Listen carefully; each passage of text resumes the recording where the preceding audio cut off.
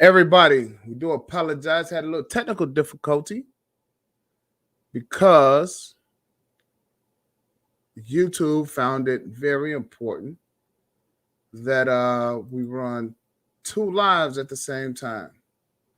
So I'm pretty sure it got people a little mixed up. People got a little bit backward, but that's okay because we live now. Let's see.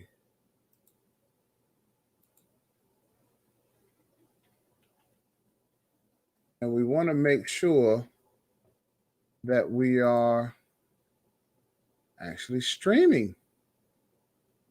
I mean, what is YouTube doing?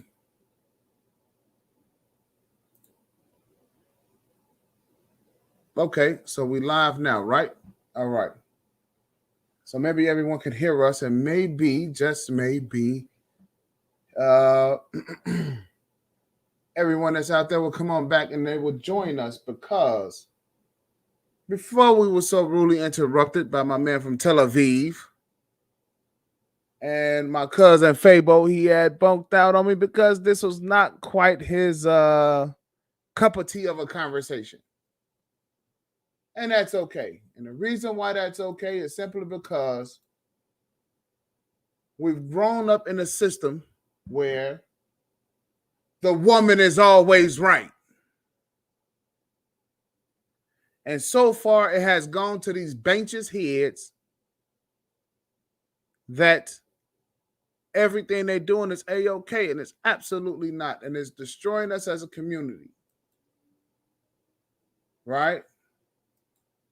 So what I want to do is that I'm going to bring one of my partners up here, make Daddy a sandwich. And we're going to go ahead and we're going to discuss my man, how do you say his name? We're going to call him Jay Black. How about that? Make Daddy a sandwich. How you doing, bro? Hey, man, I'm feeling good, man. Thanks for having me. Yes, sir. Yes, sir. So this whole Jay Black situation, man, what do you think about it? Man, it's crazy. At first, I thought it was a joke. You know. Okay. You know, I thought it was a prank. Somebody trying to, probably, get some attention, try to go viral or something. But upon further investigation, it's actually real life, and it's like, within the community. It's right up the street. I mean, I'm in DC. That happened in Baltimore. This is like the second incident that we done seen in the manosphere, in the daddy sphere, of something happening, right up the street in Howard County, Baltimore City. An incident like that. That's just, just it's unbelievable, man. So I'm thinking, that this thing is really this is the real epidemic going on right here. Forget COVID. Okay, so we got some questions, and let's just hop right on into this. Now, I don't know, have you seen her petitions for? Because his ex-wife was named Wendy, right? Have you seen Wendy's petitions for, or her police reports that was leading up to her petitions for the protective order? No. All right. So we're gonna run through them real quick, and then I want to get your thoughts on this.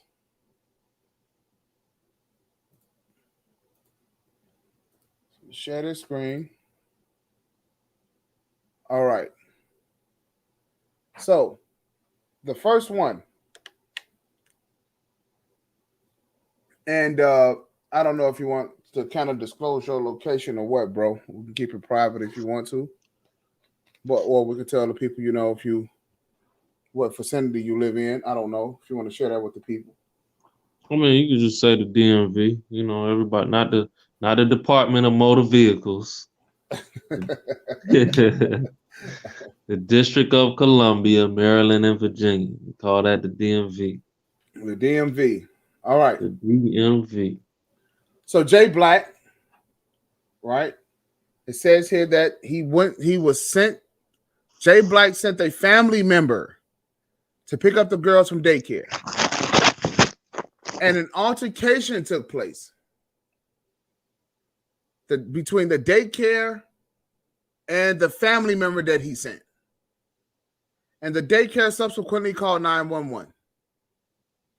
After ranting to the police officer for several minutes, Jay Black turned to me and is turned off from there. Right?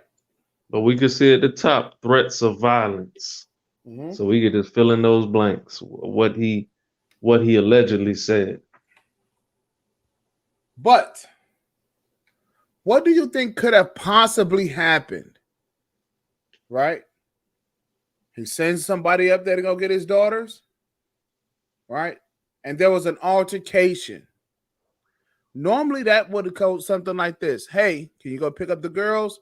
Sure. Go pick up the girls, and they give the girls back to whoever, and then they go head on about their way. So what do you think could have possibly happened? Well, I mean, reading from this, you really don't know, because it didn't say. It said he just sent the family member to pick up the girls. It didn't say whether they picked them up or not. And then it says an altercation took place. The daycare called 911. And then him ranting to the police for several minutes. But it doesn't say who was ranting. You know what I mean? This is just, I don't know. It's not a lot of information just to, if I had to take a lucky guess, mom probably denied whoever, including the dad, that they're not allowed to pick up the kids, only her or whoever she sends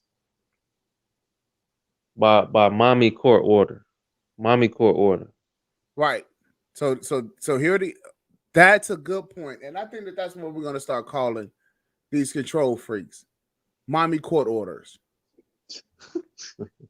That's what we're going to start calling these. You know what? That's a great one, bro.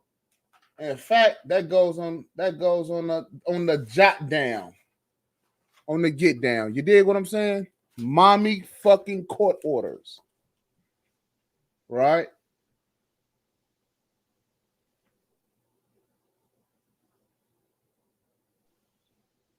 So there's a lot of inference here, right? But here's what the media wants you to pick up. Threats of violence, Jay Black. Okay. That's not enough. Let's go to the next one.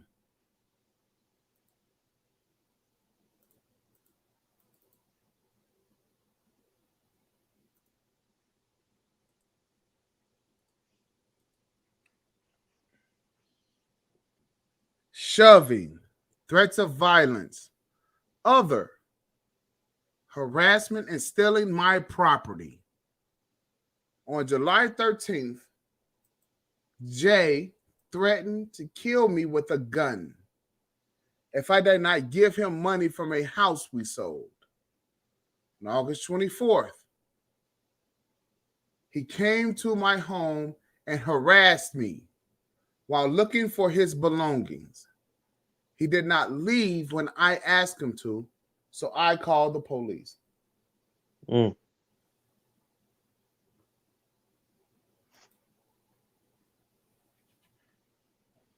Just dive in there at any time, bro. That's something.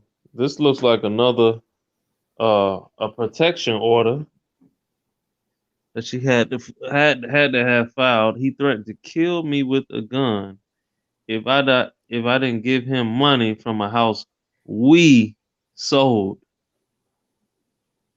So I mean that's a key indicator right there. Like, we sold the house, but I guess she didn't feel the need to give him no money. I don't know. But he threatened to kill you with a gun? I don't know, man. It's not. What was the outcome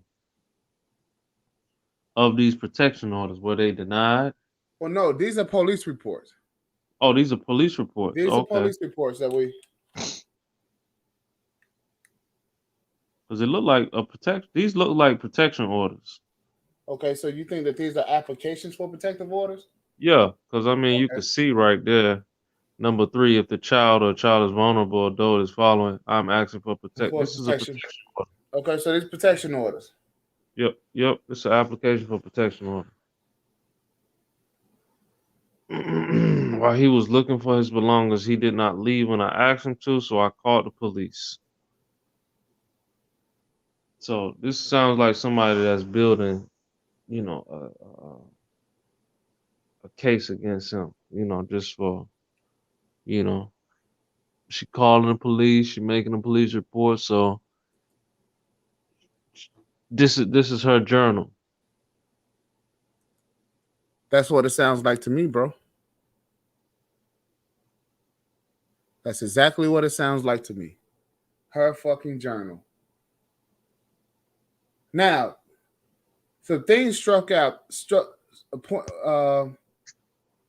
me.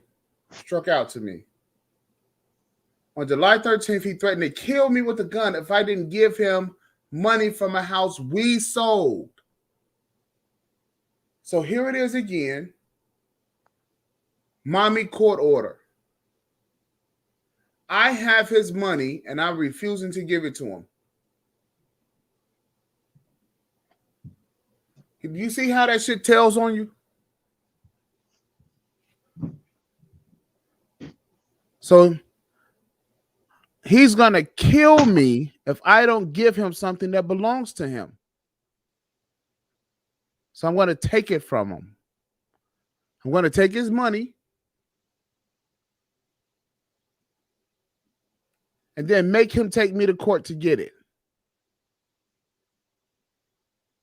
Because I don't believe he's actually going to take this fucking gun and kill me. Because if he did do that, let's just say he just said, "Bitch, if you don't give me my shit, I'm going to kill you."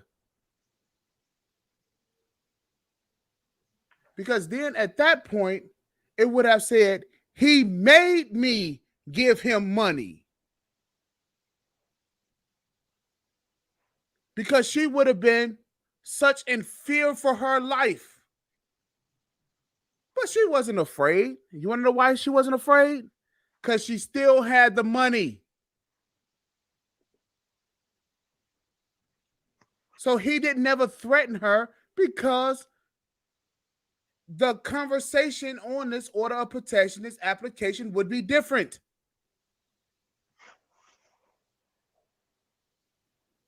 If she was such in fear for her life, she wouldn't have never played with the man's money from the beginning.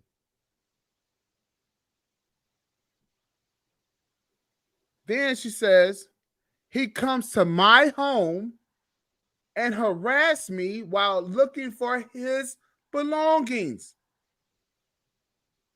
But yet and still, she writes at the top that he was stealing her property. He was getting his shit.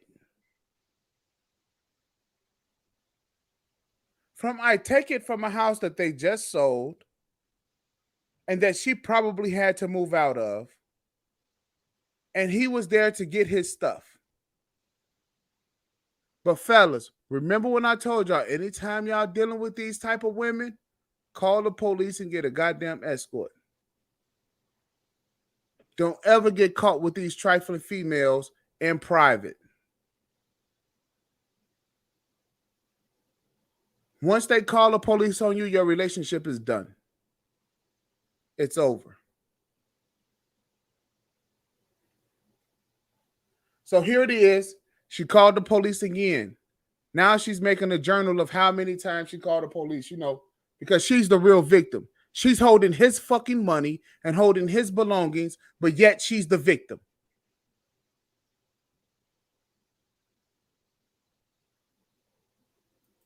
Bro, I like that, man. Mommy court order.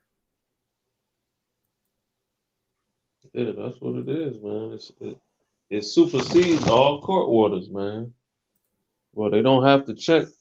Daycare or these third parties don't have to look at the actual legal court order because mommy court orders overrides all of that. without any evidence, without any justification. It's an ex parte, unwritten rule, unwritten document that third parties, especially in industries like healthcare, hospitals, school education, and social services, uh, to include, you know, birth registration and the Social Security Administration. They all follow mommy court orders. My man L Nix. Hey, L Nix in the building. What's good, man? Peace to you, bro. Pull up on a panel anytime. I know you're not a real panelist, but I would really like to hear what you think, bro, about these things. Now, here's the petition. On the continuation sheet. She goes, he proceeded to remove property that belonged to our children, which he has not returned. On Friday, September 7th, he took our children without communicating beforehand and did not return them to me when I asked. On Saturday, September 8th, he removed my cell phone from my jacket pocket. He has pushed, shoved, threatened, and bitten me in the past.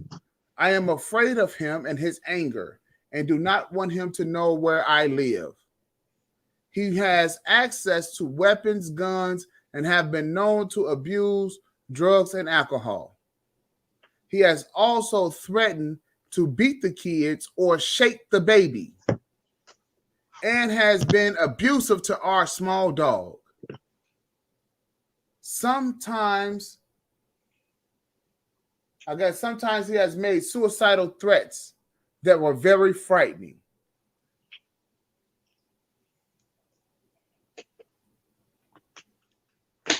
That's sad, man. Sad.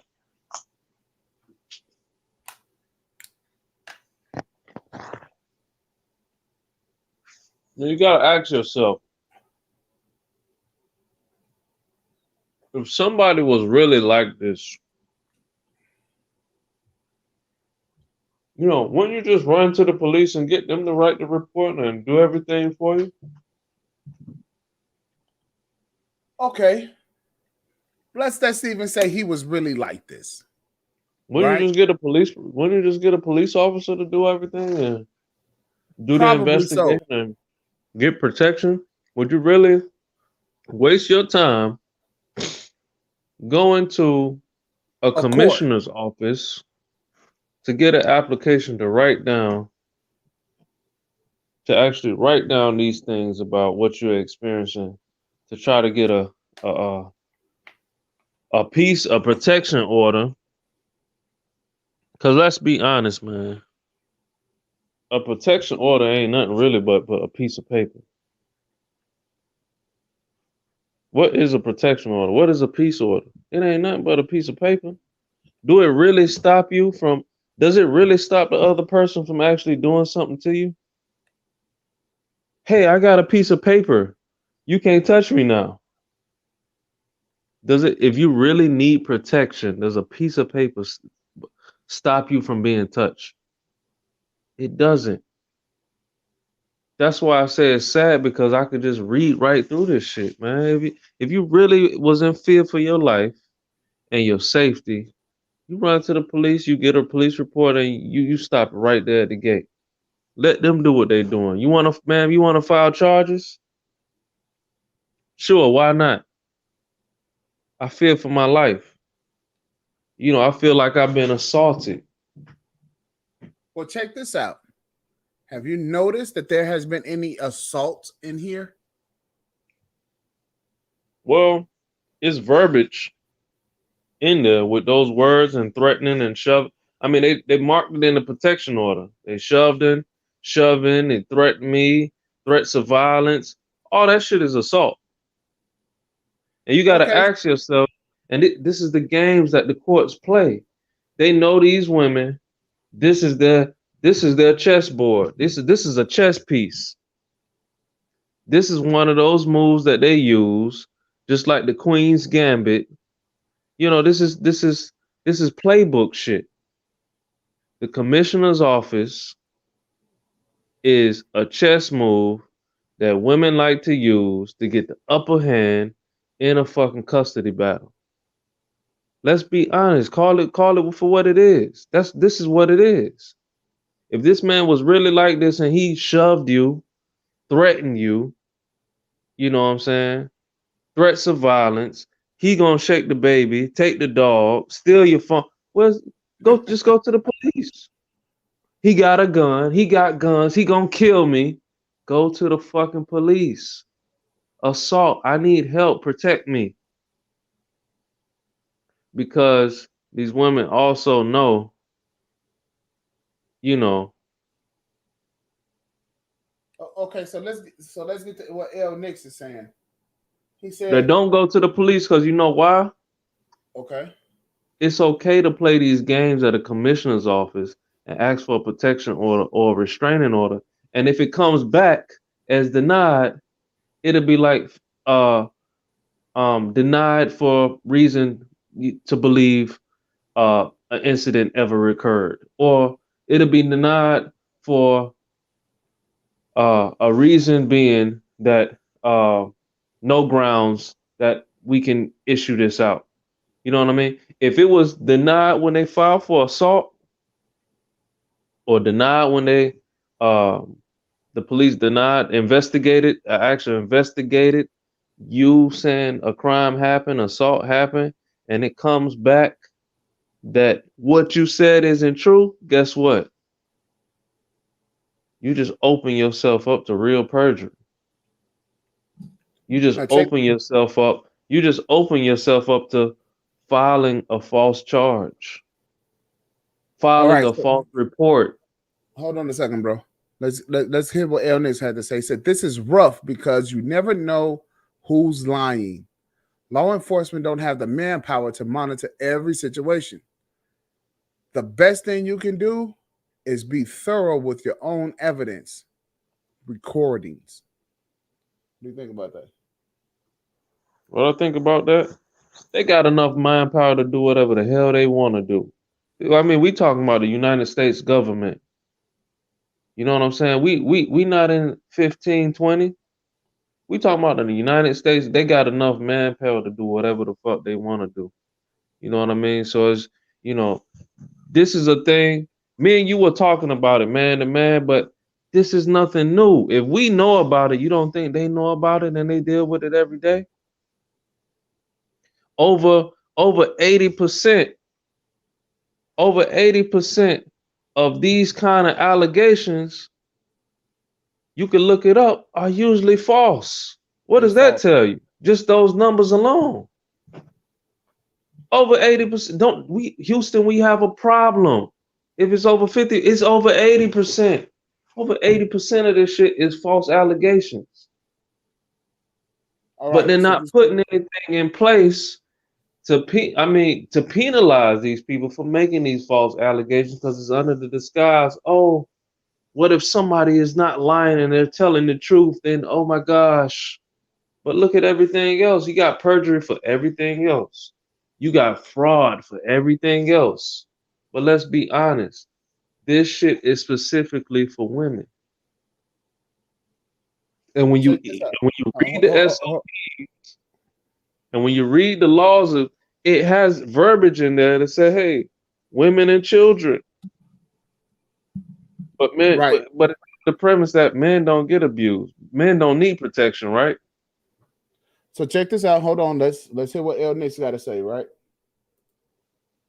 Be vigilant in your families to be inquisitive about the family's well-being, more village-minded, like we used to. We have too many things that put a distance between families these days. That's true. I believe that's facts. And That's fact. also he's saying that I guess domestics, it happens everywhere. When I was in the military and temporarily assigned to military police, I learned that cops hate answering those calls. As they should.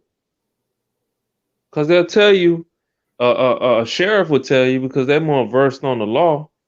You know, they got their background or their bachelor's in criminal justice or associates, so they're a little bit, you know, they study the law a little bit more than the cops themselves. They will tell you law enforcement is not supposed to intervene and get involved in what? They're not supposed to get involved in really civil disputes. Civil disputes. They're really not supposed to get involved in domestic situations, but they still do when they answer the phone calls. They say that, but then they still answer the They call still and come come out out. there. Right. And then what happens is they use their discretion because you Hey, answer the call and now I'm here. You're not supposed to get involved, but then you know that before you came here. But now you here, so now what? Now they forced to use, well, they're not forced to, but they will use their discretion. And now, that's L that said he discretion. had his wife locked up for putting his hands on her hands on him. And those calls sometimes get dangerous as well. Yeah, that's true. Now, I want to look at this Yeah. a little bit more, right? I want to look at this letter a little bit more. None of what she said rises to meet the threshold of a An protective order. emergency. And she If knows it's this. if it's not an emergency, if it was an emergency, you go to the police. You wouldn't Right. be asking for a protection order at the She commissioner's said office. she said that he removed my cell phone from my jacket pocket. Y'all see this shit? So he didn't do what I told him to do. He didn't leave the house when I asked. He didn't bring the kids back. He's taking things without my permission. I do not want him to know where I live. I, This is and, textbook shit. and then says, I don't want him to know where I live. Why? I need witness protection. Is it that serious? You need witness protection. So you in bed with the mob. But here's one thing I do know, and what she's saying. I don't want to know. I don't want him to know where I live because I know I deserve an ass whooping.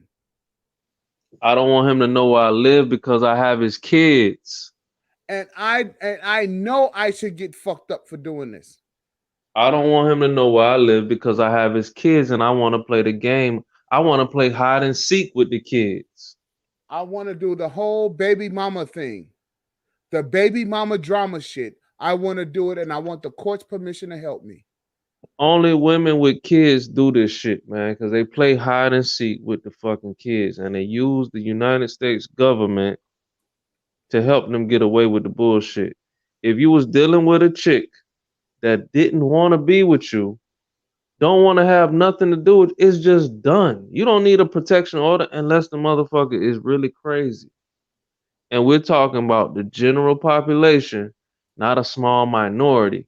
But the majority rules when people file this shit and these protection orders, I don't want him to know where I live. And it's because they got kids and they want to get one up on this custody situation. That's all it is. And you know it's gonna drive a man absolutely crazy. He don't know where his kids is. He can't see his kids. He can't come to the school. He don't know where the school is. And if he do find where the school, he's not welcome there. It's supposed to drive him crazy. All Okay, because uh-huh. okay, bro. So let me run this up in here, right? Let me run this up in here real quick I'm because coming. hold on a second. Because he says that after ranting to the police officer for several minutes, Jay Black turned to me and mouthed, "I'm coming for you." Yep. Mm. Okay. Jay Black has a history of threatening, pushing, shoving, biting, intimidating, mental abuse, and emotional abuse toward me. I am terrified. I don't know what he is capable of doing. And to me and to the girls, I don't feel, I guess you're trying to say very safe. right? I don't feel safe at all. I feel that my life is in danger.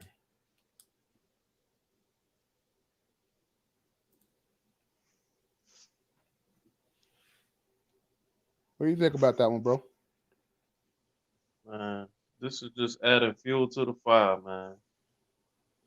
If this got out on those same platforms, see, see, she was asking for help, and look what happened. Look at the result. She told y'all this was gonna happen. And y'all failed to issue an order of protection for her. Y'all failed to protect her. Right? This that shit. I'm coming for you. I'm coming for you.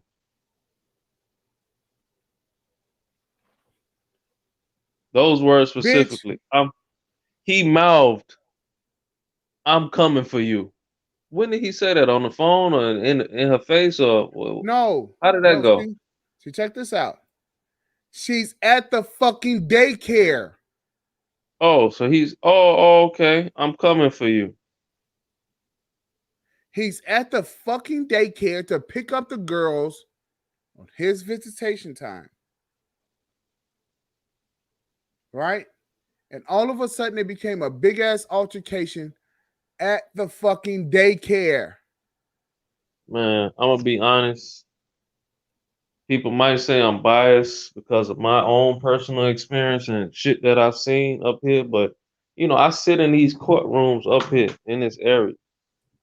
I sit in these courtrooms, PG County, Montgomery County, Howard County, Baltimore. I sit in and I see the same shit over and over and it's almost like it's like a playbook for this shit, man. And it's just like I'm trying really hard not to be biased, but I got an idea, that it's just again, this whole protection order shit is just to get one up in the courtroom.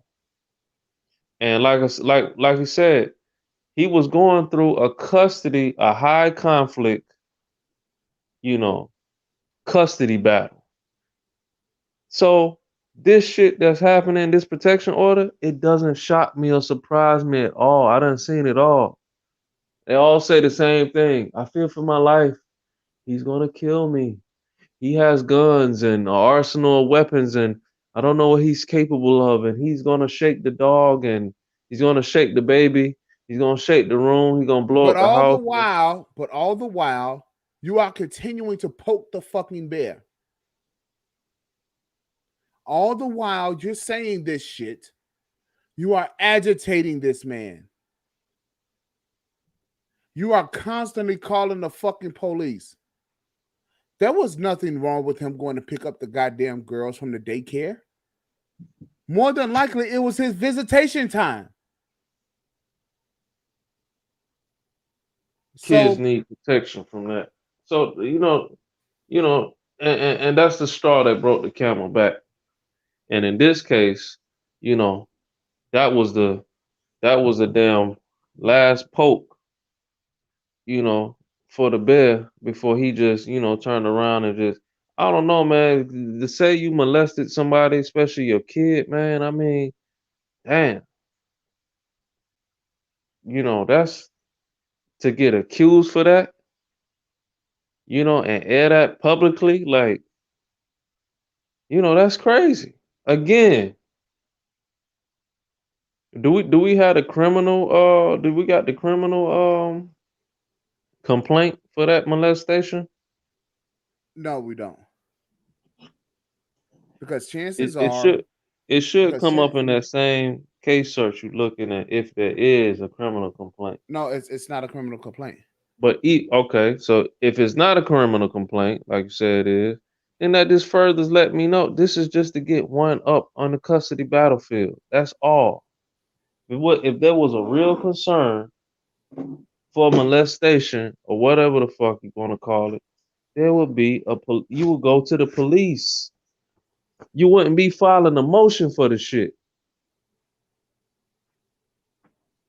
Now, check this out. And that it don't matter who did. If somebody molests your child, you gonna file a motion? Right. If somebody right now break into your house or your neighbor or whatever, you know what I'm saying? Somebody you don't know threaten to kill you right now. Are you gonna write a motion, a petition? Just think about it. If you was really in fear for your life, would you be writing a petition or a motion? Somebody raped your kid. Would you be filing a motion for some shit? Oh, he raped my daughter. I don't want him to have visitation. I don't want him to see my daughter ever again. He raped her. You be going to the fucking police and pressing criminal charges, bro. Right. Hold on a second. But a lot of people don't go that avenue. They don't go that avenue because they know there's other consequences to that shit. Because if you're fucking lying, there's a recourse for that. There's actually perjury charges for that. Filing a false police report for that. It ain't no, oh, we denied for reason to believe and you all. No. Come back here. What you do all of this for if you was lying? Hold on a second. Here's the deal. She filed this shit back in 2018, first of all. 3 years ago, she filed. Okay, here is the. Let me see. Here's the respondent. And she's the petitioner. Let's see. Okay, it doesn't have her name on there. However, she claims that this is a domestic violence case closed, right? 2018, 3 years ago. See, these bullshit ass filings for the orders of protection. See, because you guys are trying to crucify this man in the court of public opinion. And it's not going to stand up. Why? Because notice, she filed the petition for protection order in September. The attorneys filed it, right? The petition was dismissed. Dismissed for what? It was just dismissed. Okay. You know what we should have did, bro? We should have put in a request to get that actual recording, man, just to hear what was said. You know what? That is interesting. We should put in a request to get that recording.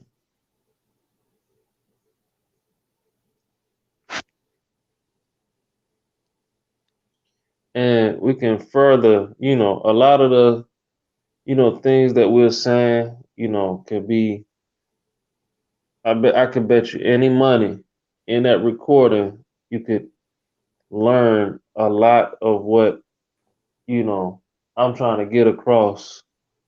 I could just guess what was said.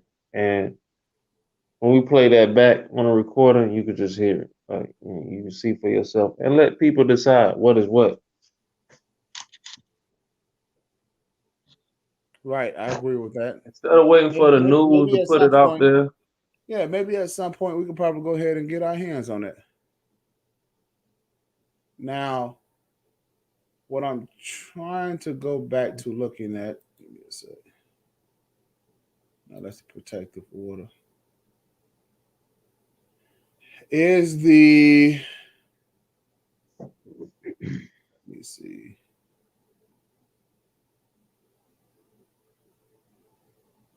Look at all that shit, man. No, that's a whole lot of shit. Well, some of these have something to do with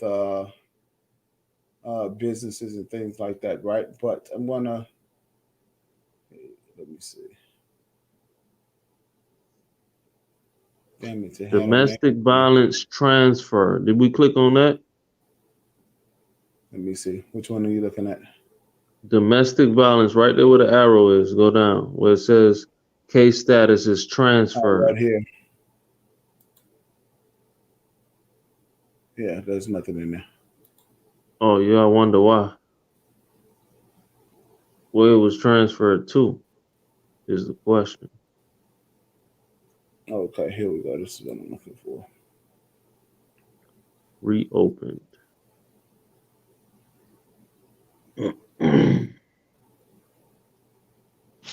All right.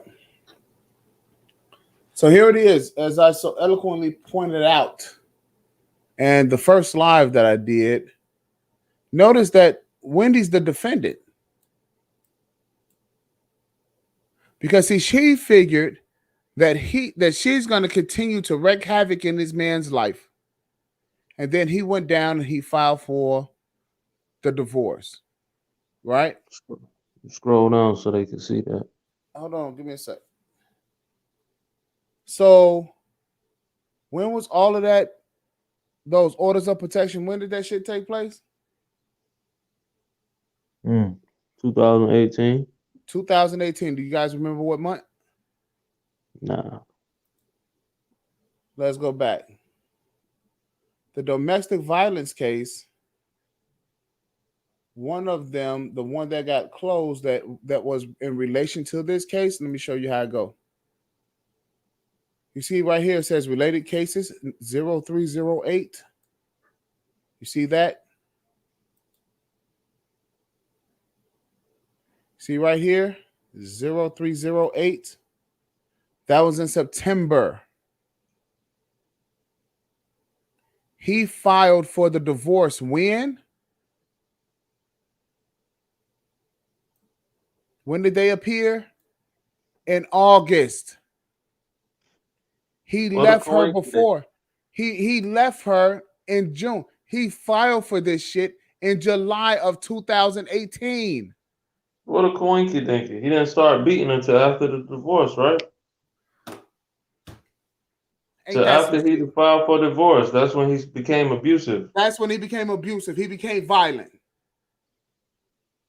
When he filed for divorce. When he filed, he's the fucking plaintiff. He's the plaintiff. Then all of a sudden he files for the divorce. Now this bitch want the kids, the house, the cars, the dog, and all of his shit.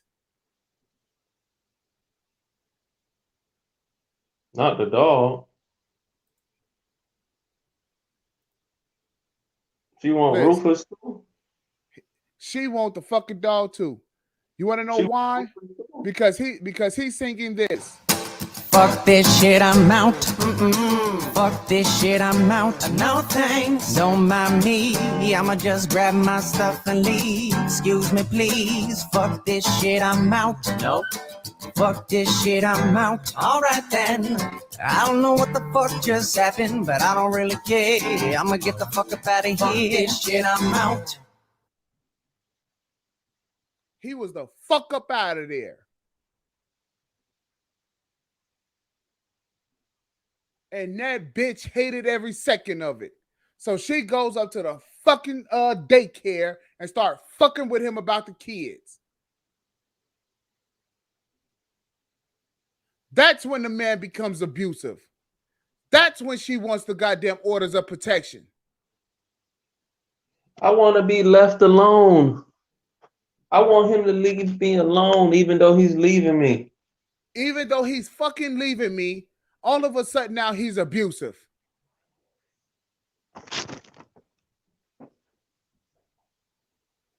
And only fucking thing he wanted to do was divorce this bitch.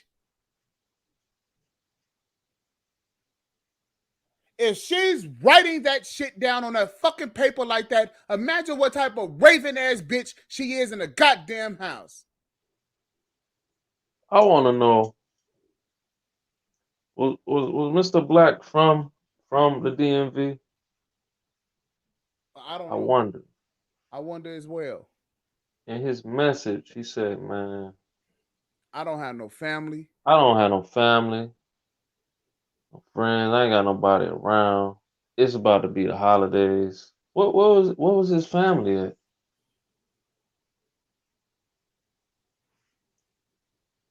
Again.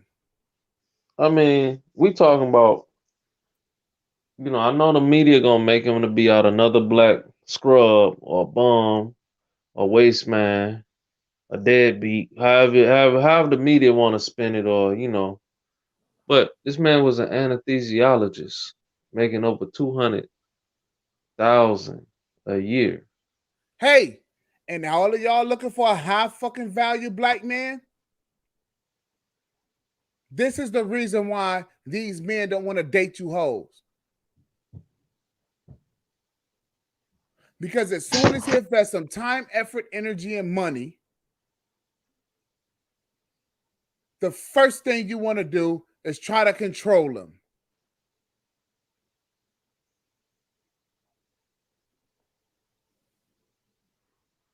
The man filed for fucking divorce in July.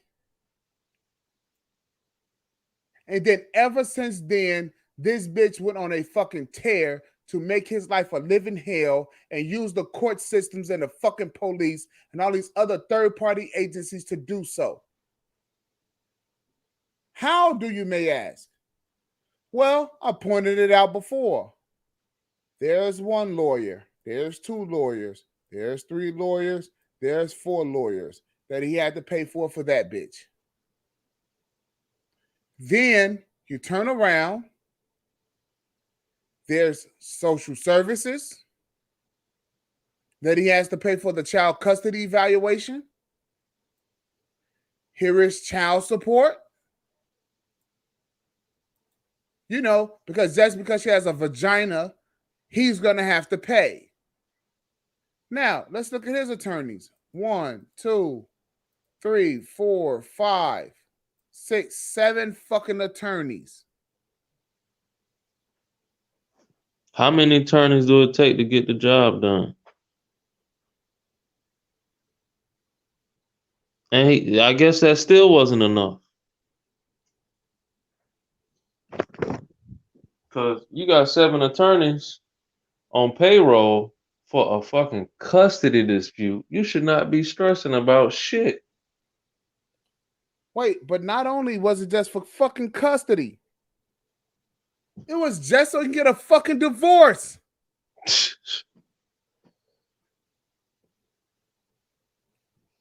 And we not talking. He literally is trying to get away from this bitch. Wait a minute. He wasn't making 200 billion, was he? You sure it wasn't 200 billion? Motherfucker just making a measly $200,000. You need 7 lawyers and still can't get the job done? 7 lawyers. It's crazy, man. Now check this out. Yeah, because not only is that shit crazy, look at this. This is all of the events in the court scheduling.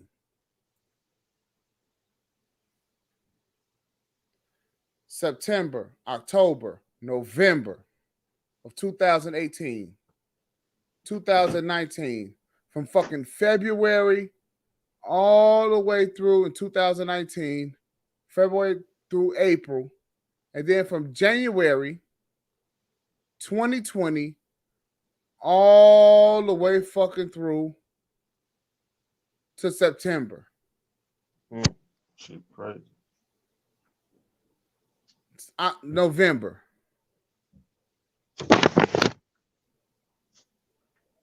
And then here's the judgments, the final judgment, and the order and the decree order. Look at this. This is how many times this motherfucker been to court. And all of the filings. You see this? How many dockets we looking at? Hundreds.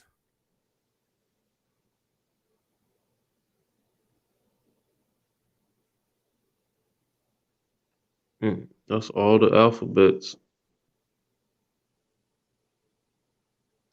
Bro, this is just 2018. Still scrolling.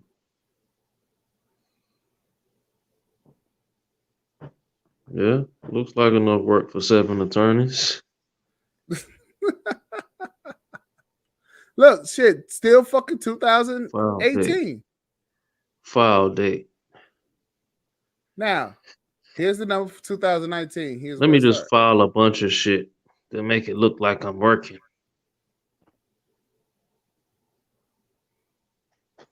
Let me just keep filing a bunch of supporting exhibits.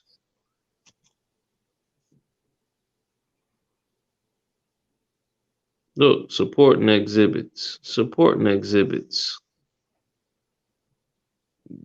These lawyers, these fucking lawyers, man, just milking it. They trying to justify. I mean, we talking about, through COVID, they're not even sure if they got jobs anymore. Let's just milk this man. Let me keep filing supporting exhibits and documents through COVID. Why you don't just file that shit one time See, and everybody done? wants to. See, everybody They wants just to they just. just milking it, man. But see, Trying to be on payroll. They need to put that's these what.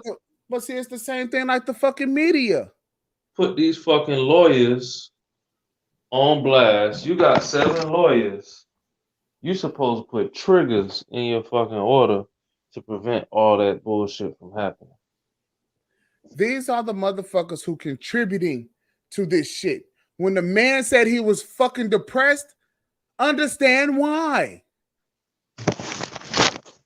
Look at this I'm shit. surprised. I'm surprised he didn't show up to his lawyers in the judge's house and told them today is the day.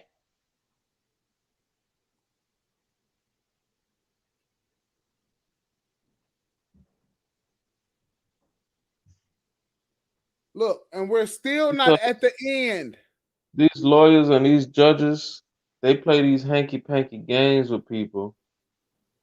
As smart as they are, they pretend like they don't know what the real issue and the real problem is, and they make us pay for it and fight for it and file for it and all this dumb shit. When they know what's going on, they know what we want, they know what's right, they know what's in the best interest of the child. They know what bullshit is. They know when somebody lying to them.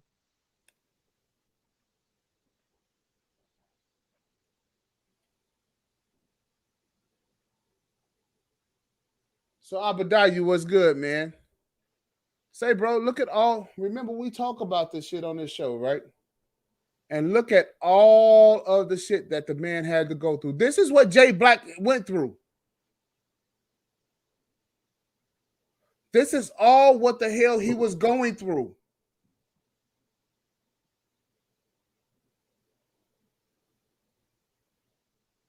This is the court system. In and out of fucking court once a month.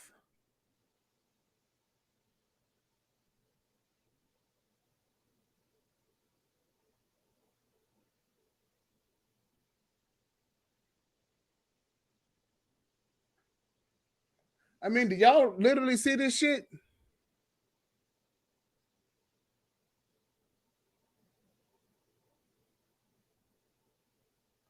All the way down to the end. And I bet you the man had to pay like $5,500 for a child custody valuation.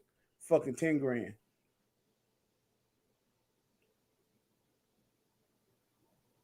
Yeah, man. Sad. They're fucking sad. Look at all the fucking times he had to summon his fucking girl to come to court.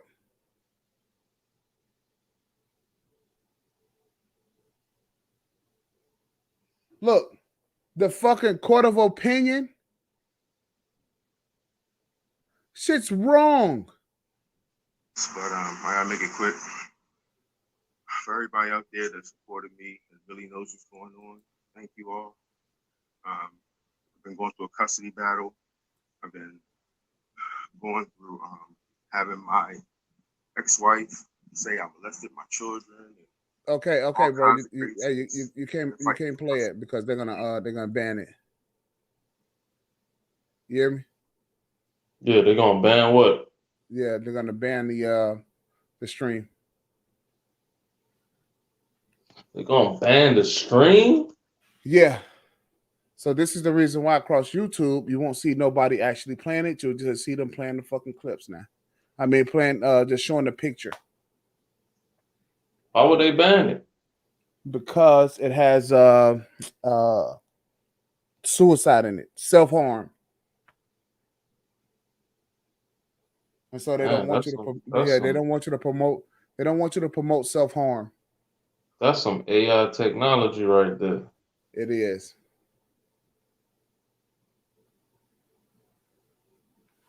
So listen, the deal is that the man was actually telling the fucking truth. And he was on some old, well, bitch, you say I'm a killer, I might as well just do what I gotta do. Because it clicked in his head with a fucking girlfriend. Damn, I'm gonna be doing this shit for 3 more fucking years.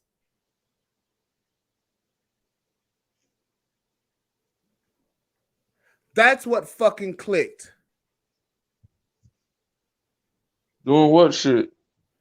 Fucking 11 lawyers. What they got to do with her? In and out of fucking court because she What they got to do? threatened to do the same thing that his What? that his What? ex-wife is doing. She threatened Why? to do the same thing to him. Why would she do that? Because this shit right here, they had a little couples spat. It must be true. If the girl, if more than one woman is saying the same thing, then it gotta be true. Something Listen, must be wrong with it. this shit right here is amounting to harm. It had to be true, man. If more than one woman come together and said he did it, What he the was fuck is doing them. that? He's a bad guy. It must be true, right? What the fuck is that? It's a legal term when you suing somebody because they harmed you.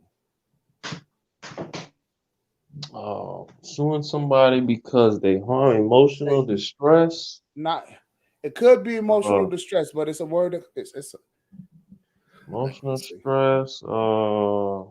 Pain and suffering. What's another one?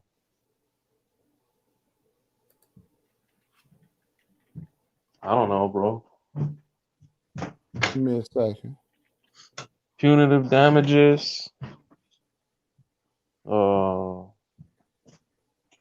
I don't know. Give me a second. But why are you looking for? What's the point that you're trying to make? Give me a second. What's the point that you're trying to make, bro? Well, the point that I'm trying to make here is this: is that these bitches, they set out to harm this man just because he said something or did something that they didn't like. Man, that's not the real reason why. Come on, man. We know it. Okay, so what's the real reason here? The real reason why is because that's the only way to get to him. Get up under his skin. You know what I'm saying? He probably got with some bitches that never had no daddy in their life. Right? That's one. Go ahead, cook. You know, trying to be a provider and, do for them and have a family, not realizing, that if he was a real deadbeat, if he was a real deadbeat, if he was a real nobody, if he was a real scumbag, these same women, he wouldn't have no problem. He wouldn't be in court over 600 filings and 7 lawyers and attorneys and all that dumb shit. Cause he'll be seeing his kid. If he was a real deadbeat, he wouldn't be in no court on child support and all that other shit.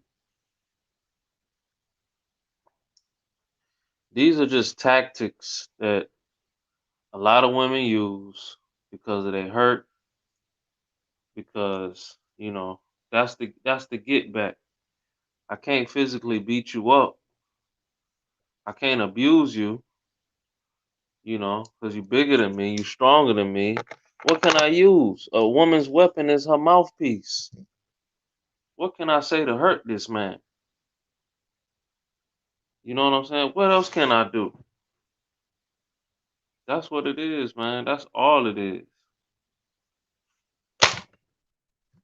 And, unfortunately, you see how it went down. So, I mean, I don't know. Yeah, man. I mean, I think they should get more news coverage, though, instead of social media. I think it should be in the news. I think it should be on the news for the rest of the fucking year. I think they should be covering this shit every day for the rest of the fucking year. Just like when Gabby Petito was missing. Remember Gabby Petito? right. Every day for like what, almost a month? So what do you All think? over. So what do you think that would accomplish? It would have come because it would create awareness, man. What was the message? I mean, everybody got something to say about what he said in the video and what he didn't say. They come up with all these assumptions of what he didn't say in the video, but nobody ever looked. He thought about it enough to actually put a message in the video before he did what he did, and he said, "What I got from it was stop lying on these men." He wasn't thinking about just himself. You see what I'm saying? Right. He recognized that the problem was bigger than him. It's bigger than me. It's not just me. Stop lying on it. He didn't say, stop telling lies on me. Stop lying on these men. Stop playing with people's emotions. That was the message.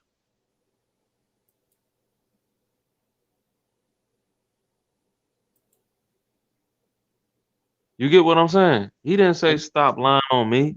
Stop lying on these men. He recognized the fucking problem. I wish the brother was still here. You know what I'm saying? Maybe we could provided some guidance or a better way.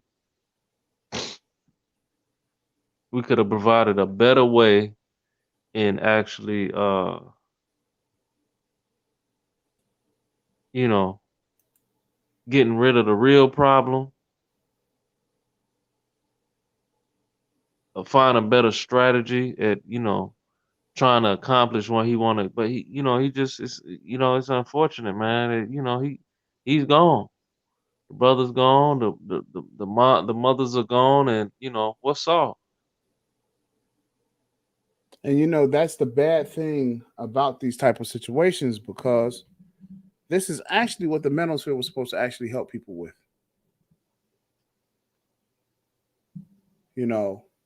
And maybe he could have tuned in or something like that, right? But he's at work, and you don't know what you don't know. And you gotta ask yourself, man. 3 people lost their life. Why isn't the news covering this more? Right, that's right. 3 people did lose their life. Why isn't the news covering this more? Well, because it's going to turn out that the bitch was lying. It's gonna do the reversal of what they really want. Right. Perception is everything. See, what, Perception is a motherfucker. so And what what I I think get it's gonna from this, send the message is stop lying on these men. You gonna think twice. Damn, do I really want to go up to this commissioner's office today? And because let's be honest, how many reports do you think get filed every day at the commissioner's office about these false ass, fake ass protection orders? You think if this shit was airing on the news for the rest of the month, how many women gonna see that right before they go up there and be like, stop lying on these men, stop right? playing with people's emotions. Today is the day. You think a bitch would be like, oh shit, you know something? That motherfucker is kind of crazy. You know something? I don't think I'm gonna go up there, man. Let me work this out. I don't know. I think, hey, I'm just putting it out there. I like, what reason? If I'm a news cover, if I'm a media company, why would I refrain from putting this out there? We know about it, so obviously they know about it, right? Right. Why they not covering this? Again, bro, they're gonna get embarrassed. They will be fucking embarrassed. How do we know that they'll be embarrassed? It's simply because They allowed it. They're they part of the allowed it. problem. They're part of the problem. They try to get shit and spin it. I see this shit happen all the time, and then they get it and spin it, and they try to look for shit first. Like, oh, let's look at his medical reports to see if he had any mental illness. I see a lot of people blaming it on mental illness. I see a lot of people blaming it on drug abuse. He was a wife beater and making up all kind of shit. You know what I'm saying? And don't even know what flavor the Kool-Aid is. Right. You know what I'm saying? And then coming up with all kinds of shit. I'm like, where did you get that from? Did you know this man personally? No. Did you read the investigative report? No. Did you read a case report? A case docket? Did you order the transcripts of what was going on? No. How the fuck do you know this then? I just, it had to be something. I mean, put one and two together. I mean, two women wanted to keep the kids away from him. So it must have meant he was a bad person. Perception. The media want to get a hold of it and flip it and put it out there like, that's the reason. I think that's the reason why they haven't covered it as yet. They're trying to dig up the dirt. Where's his mental health report? Where's his hospital report? You Right. know, did this man have a STD? Did he you know, did he I he mean, used to shit. like smoking? What did he not brush his teeth in first grade? You know, did he did look, check this out. He an anesthesiologist. How many lawsuits did he have for malpractice? Right. Everything that fucking don't matter. Just to discredit the shit. And that's how I know the news and the media plays a big part in Oh swaying yeah, it's a huge the role. of what they want the general public to think. And that's why a lot of the times we see a black man in the news when it comes to custody battles, divorce, and child support. We know how much every famous black celebrity is paying in child support. Why is that? To the specific amounts, But to when they went but to wait a court, second. But Donald Trump, his shit was undisclosed, right? right? And how many kids each rapper got? We know how many kids each rapper got, who their baby mamas are, and how much exactly they pay each of them in child support. Why is that? Because they want us to fucking know, because it's a perception thing. But we're less than 15% of the population. And if you think about these entertainers and these wealthy, how much percent is that? That's less than 1%. But we know all of them how much they pay in child support.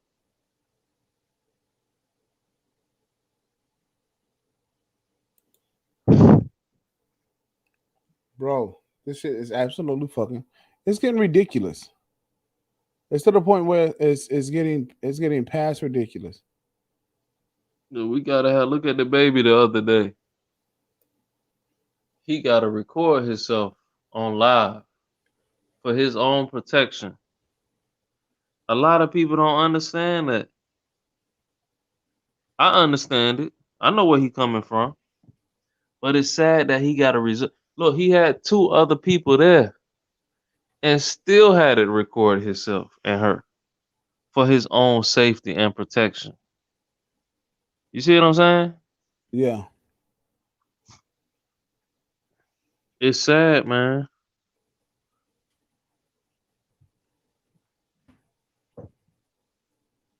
Yo, remember? But Who was that? Who was that? There was a little while ago. There was there was a father with his son. Hold on a second. There was a father with his son, and the mother set it up to where he got served the order of protection at the drop off, and so he'll have to give the son back. Yeah, that actually happened in Howard County as well. And Right. that was a black guy. He also worked at a radio station. I don't know his name, but he had to have a judge removed because of his bias court orders as well. You know, allowing mom to keep doing the continued harassment through court orders and litigation, and she was harassing dad and traumatizing the kid through these fucking harassing court documents and stuff like that. Who she already had her kid taken away from her for doing the same thing in her previous relationship. He had to have one of the judges removed because it's just like, come on, man, enough is enough.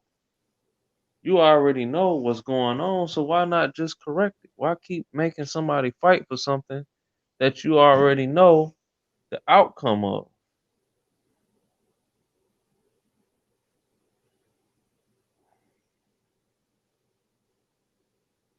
Yep, and that was in Howard County. That was in Howard County, right next door to Baltimore. And this same incident happened in Howard County in Baltimore. I'm gonna try to find. I'm gonna try to pull that up. Actually, the case with the ex-wife is Howard County. Right, It's exactly. a pattern. And I mean, Was a news reporter, you need to see what judges touched this man's case and related to this other, and build an investigation needs to be done. And so what is really happening? Because I used to place blame on these mothers for doing the shit that they doing. But come on, man. These women only have as much power as they're granted by their community, by the environment, by the powers that be, by people in positions of authority. It's not the women. Take the energy off the women and place it on these attorneys, place it on these magistrates, place it on these judges, these clerk of the courts, these administrators, and supporting staff. They are part of the problem because they damn sure ain't part of the solution. They know what's going on. They see this shit 1,000 times over and over every month. They know the play. They know what's finna happen. They know what to file. They know how to respond. You come up there for help, and I can't give you no legal advice. Can't give you no legal advice. But know damn well, what I mean, are you allowed to help as a human being, help another human being in a job that you uh as a public servant? Can you do that much? Can't give you no legal advice. They quick to say that when a man is trying to, defend himself in court against, just to protect your freedoms. You're not even trying to get over on nobody. Let me just protect the rights that I already have to be in my kid's life. so what are you trying to say, that men actually need equal protection under the law? I'm saying, really, I mean, yeah, men do need equal protection because we ain't getting none. I mean, it's on paper that we got equal protection and all this other, but honestly, we not. And I mean, if you want to take it even further, if you a black man in court, people, hey, why you gotta use race? Why you gotta use race? Because it's real, it's reality. Women lie, men lie, numbers don't. But who's counting, right? You leave it a Fox 5, 7 on your They not counting ABC. The news ain't counting the real numbers, man. It's up to us if we want to investigate and see what the fuck is that. I sit in these courtrooms, man, and black men do not get treated fairly at all. A lot of people gonna argue. Well, I know a guy that I'm speaking for the large majority, man. I'm speaking for the majority. You don't get treated fairly. They want all of us to be fucking visitors and child support payers, man. You might as well put a sticker on your shirt that says visitor when you go see your kid. A teacher get more time, a daycare provider get more time with your kids than you. How you feel about that? Yo, I mean, You a look, visitor. what are you supposed to do, right? And supervise visitation, right? Supervise. You need a supervisor. You need a supervisor to watch you with your goddamn kids. You didn't need a supervisor before. You didn't need a supervisor when you left the hospital. When you was doing everything that she said, you didn't need a supervisor then, did you? You didn't. It was your first child. You didn't even know how to. You didn't even know how to change a diaper. You didn't need a supervisor then.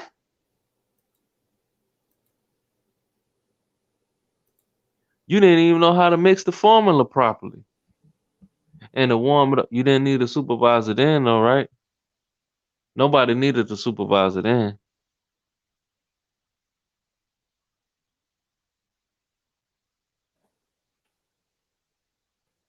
That supervised visitation, that's bullshit. What gives them the qualifications, the credentials to supervise anything? What are they supervising?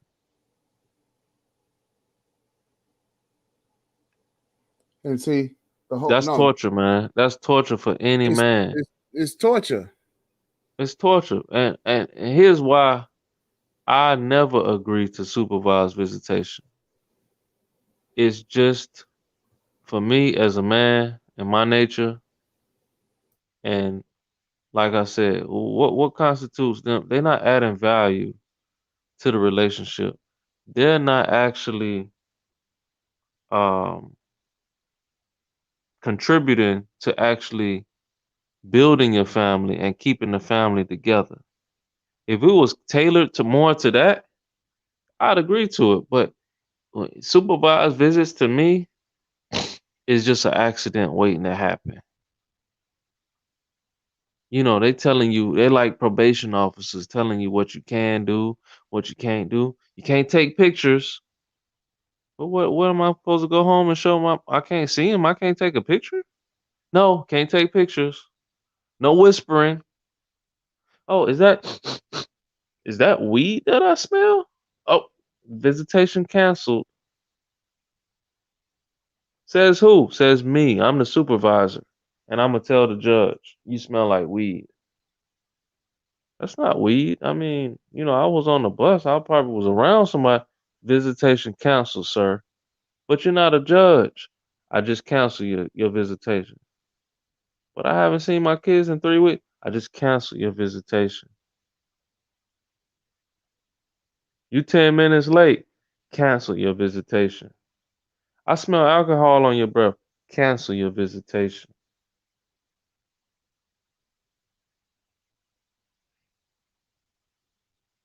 No I'm sorry to whispering. hear that. Sad. No whispering. I'm just talking to my son. No whispering. So, son, uh, what did you do at home? No, can't ask the kid that. Don't ask Can't him ask the about kid anything. about what he did at home. What? They give you a list of everything. It's just an accident waiting to happen, just to frustrate you.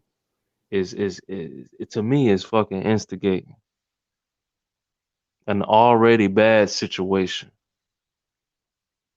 and then is court ordered, is government sponsored, and they're getting paid from it. The people that's doing it's a job for them.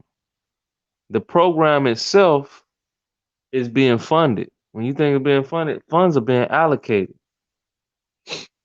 You know what I'm saying?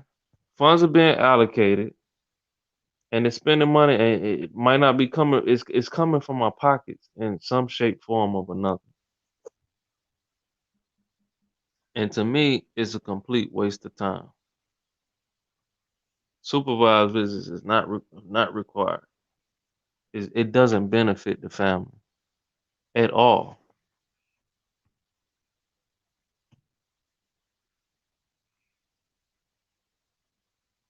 V, go ahead and jump in there, brother. What do you think about that?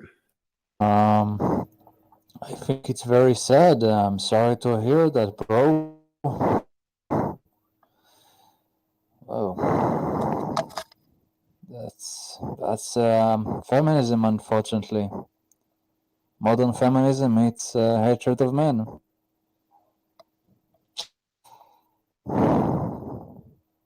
I hope maybe you should try to go to what's the name of the guy that you have here?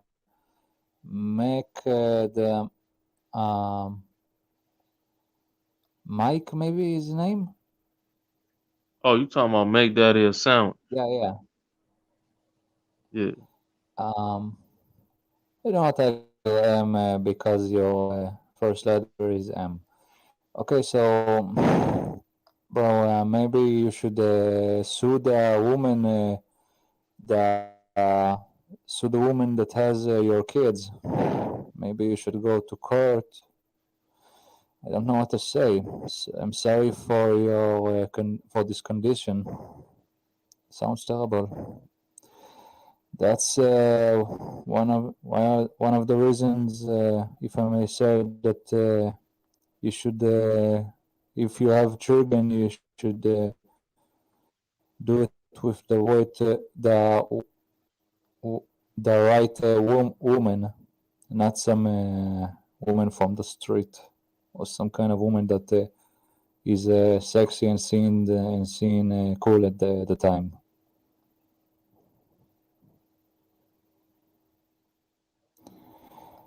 Like I said, I'm sorry to hear about about your condition.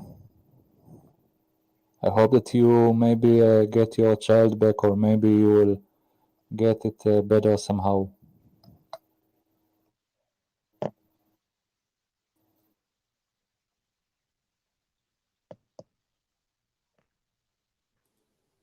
Well, here's what it is. We're talking about conditions that shouldn't be there. And that it's only designed to continue to have women making more money.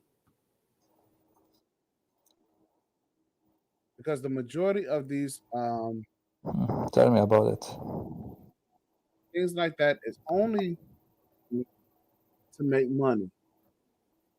And so far, bro, no matter what it is that I Google, they actually took the video off of YouTube. The video where the brother is uh where the brother is getting served the papers in the parking lot. Okay, no, I have it here.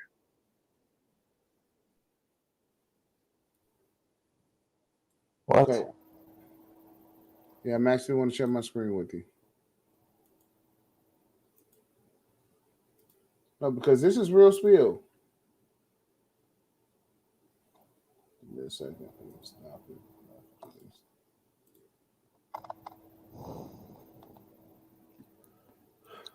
Uh,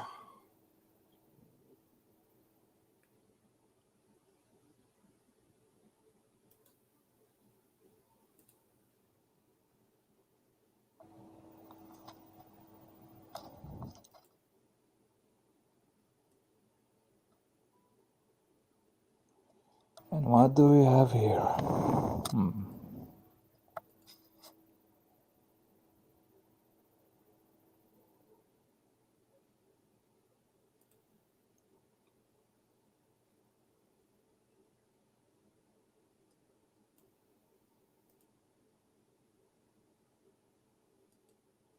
What are you doing, man? Why you doing this with my son, man? Just chill. No. Back off, man. Back off. Why y'all pulling up off me with my son in the car, man? Come on, man. Why y'all doing this? Look at Tanika. Look at you. Huh? Why y'all doing this, man? Y'all doing this with me and my son, man. Come on. Get up. Come on, Mason. Hey, dude. No, y'all set me up and y'all gonna do this?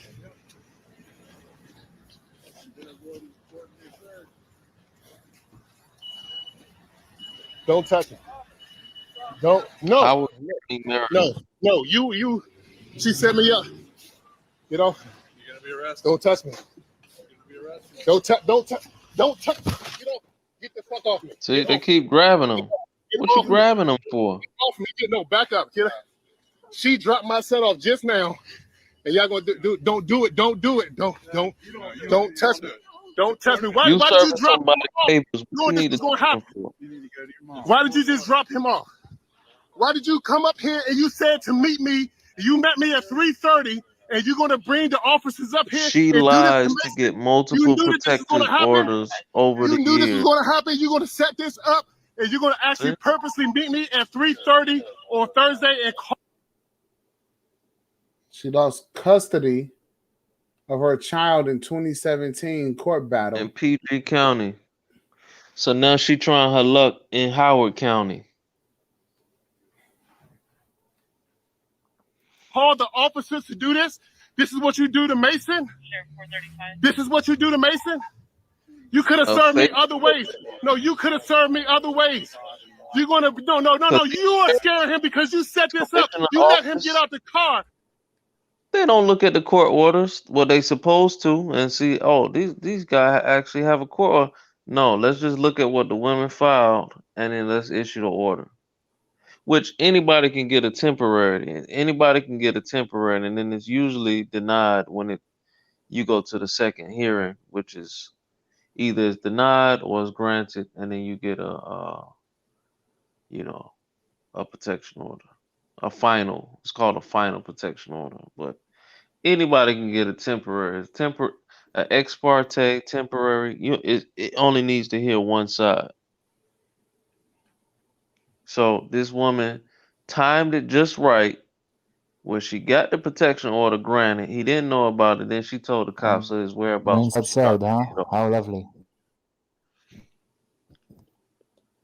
All right, let's let the video play out. You let him get out the car to do this. And you called him, no. You let him get out the car knowing that these people was coming because you called them and you purposely set me up at 3:30 and had this and done this. And Mason, look at him. Look at him. No, look at him. He doesn't want to go with you. No, he does not want to go with you. No, he does not. He does not want to go. Don't touch me. Don't you hear him saying he want to stay with his dad? You hear him? No. This is the worst way, Tanika. This is the way he does not want to go with you. You did some wrong stuff. Why would you do this to Mason? You know that they was coming out here. As soon as you dropped them off, you have them pull up.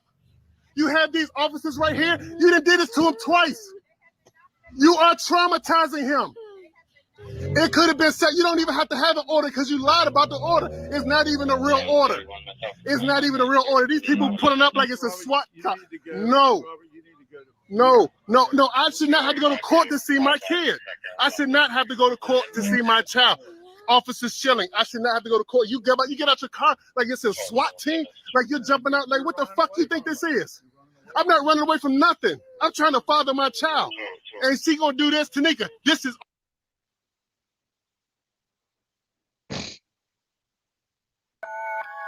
They pulled up like a SWAT cop, a SWAT team, to serve a phony protection order for somebody that already has a custody order. They know.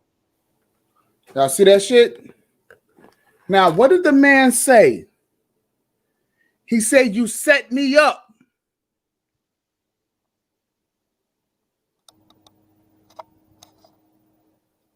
See, the shit that the girl did at the fucking daycare is no different than what this bitch is doing here. I am trying to tell you fellas, This is like some MK Ultra shit. Because there's no shortage of these broads out there, especially in Maryland, that's doing this. Every goddamn day, 20 times a day, you see this type of shit here.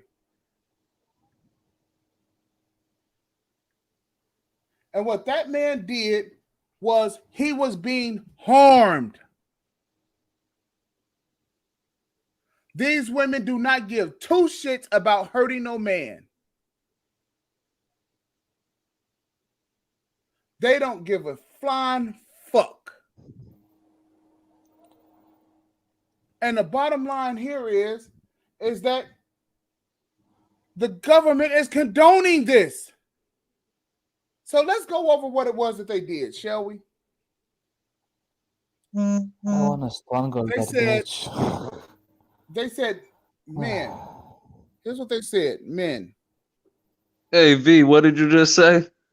I said I want to strangle bitch. You see that? For the things that he made, the things that she makes our son and our former husband. I mean, for the traumatizing our child, just for all this You see? crap. That's a natural feeling. You know what I mean? Like, and then look at what she's claiming. She's lying that says she and her son needs to be protected from the father. In actuality, she's creating the trauma. So then when you do strangle the bitch, guess what? The community and society is like, see that's why. See what we told you? Because he's dangerous. No. He's the fucking victim defending himself. Yeah. I heard this sick story more than once. Again. And it's an epidemic. It's fucking sickening. That's feminism, aka cancer. Well, that's why some people call modern feminism cancer. Well, so let's just look at what they did, shall we? Let's look at what they did. Okay. Let's see it. They started in the 1900s, and they said, "Well, we're going to take the kids." No. We're going to start giving women's right to vote. Okay, that was legit, but there's a big difference between the feminists then and the feminists now. What you have now is pure man hate and pure insanity. No. Because see, insanity. Let me tell you insanity. You're right. Yeah, because it's fucking insane. Yeah, guys, let me tell you a story. What's happening I saw a few nowadays? years ago, the Big Brother show, that there was a crazy feminist that harassed some guy. Some guy tried to pass some guy in the waiting for her turn for the bathroom in the Big Brother show. So she took her top clothes off. I mean her bra and stuff, and she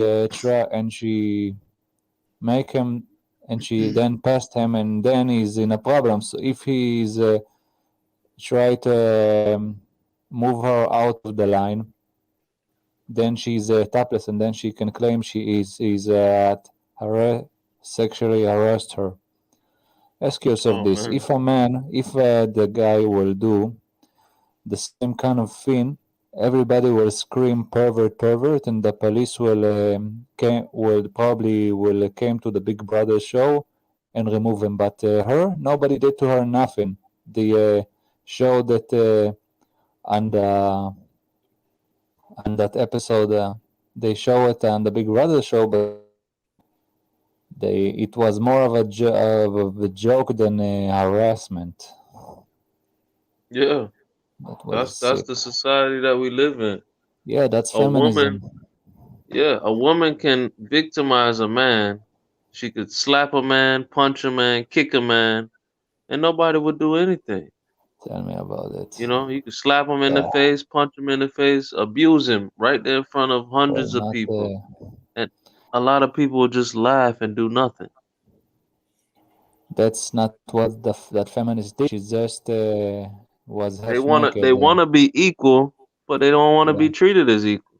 They want to be equal when it suits them. Yeah, pay for me in the dates, but I want equality.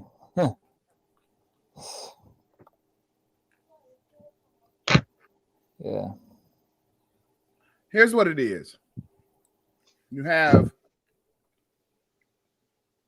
the lawyers. And over time, what they're damn sure good at is over time leading you to a certain point. Okay? Knowing that, and I'm not necessarily saying, okay, let me start over. Let me retract that. Let me strike that. It's either it's a zero-sum game when you're dealing with women. Because you can give them absolutely zero rights and the man is okay. Or you can give them some rights and then you see what we got.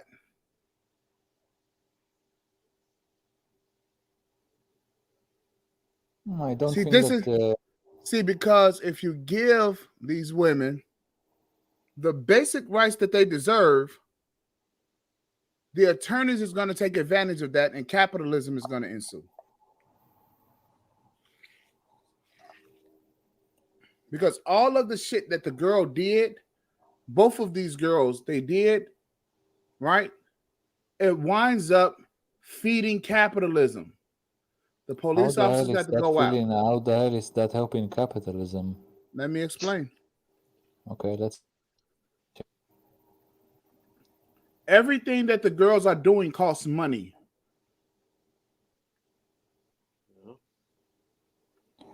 They spend on lawyers and stuff. Okay, so... Oh, no. It starts way before that. They pick up the phone. They call the police. Pick up the phone, call the police. They go down to the courthouse.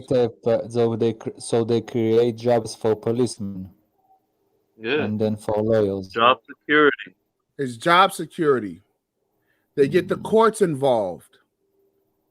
When they get involved, they say, hey, you know something? We need a bigger budget for commissioning hours. We got so many complaints, and guess what the goal is? The goal is to get more complaints. Now, here is how that happens. They get to do it for free. Okay. The upfront cost for all of this costs them nothing to do.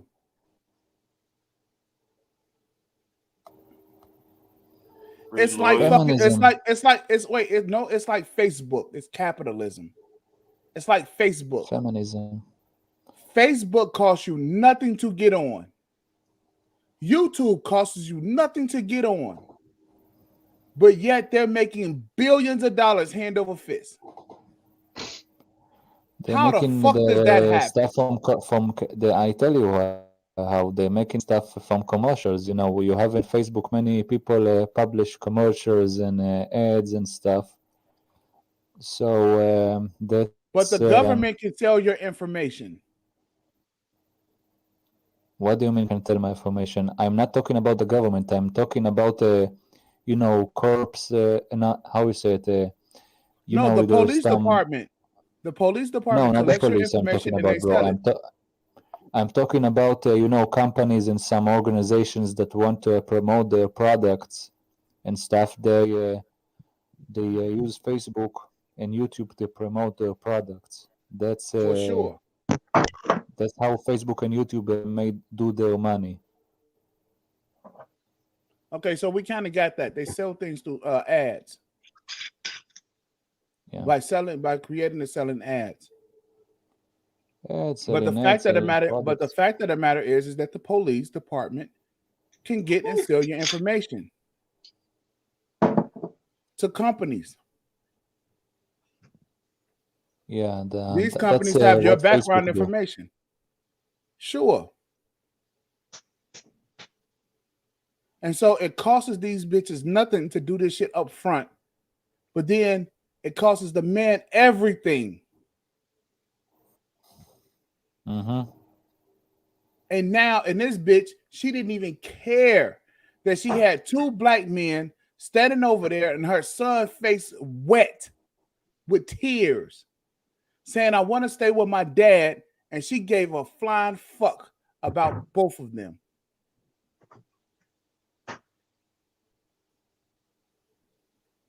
I don't know the whole It's story, sickening. what happened there, but it's looks sick. No, what you see is what you get. Hey V, What? I said I don't know the whole story. That's what I said. But from what I saw there, it's this woman is sick. Okay. Okay. This shit is going. No, here's what's happening. They're not sick. The woman is sick, not them, not the child and the husband, the father. The woman is sick. No, the other two ladies as well. There The was two just ladies, one lady there. the two ladies that the husband killed. What?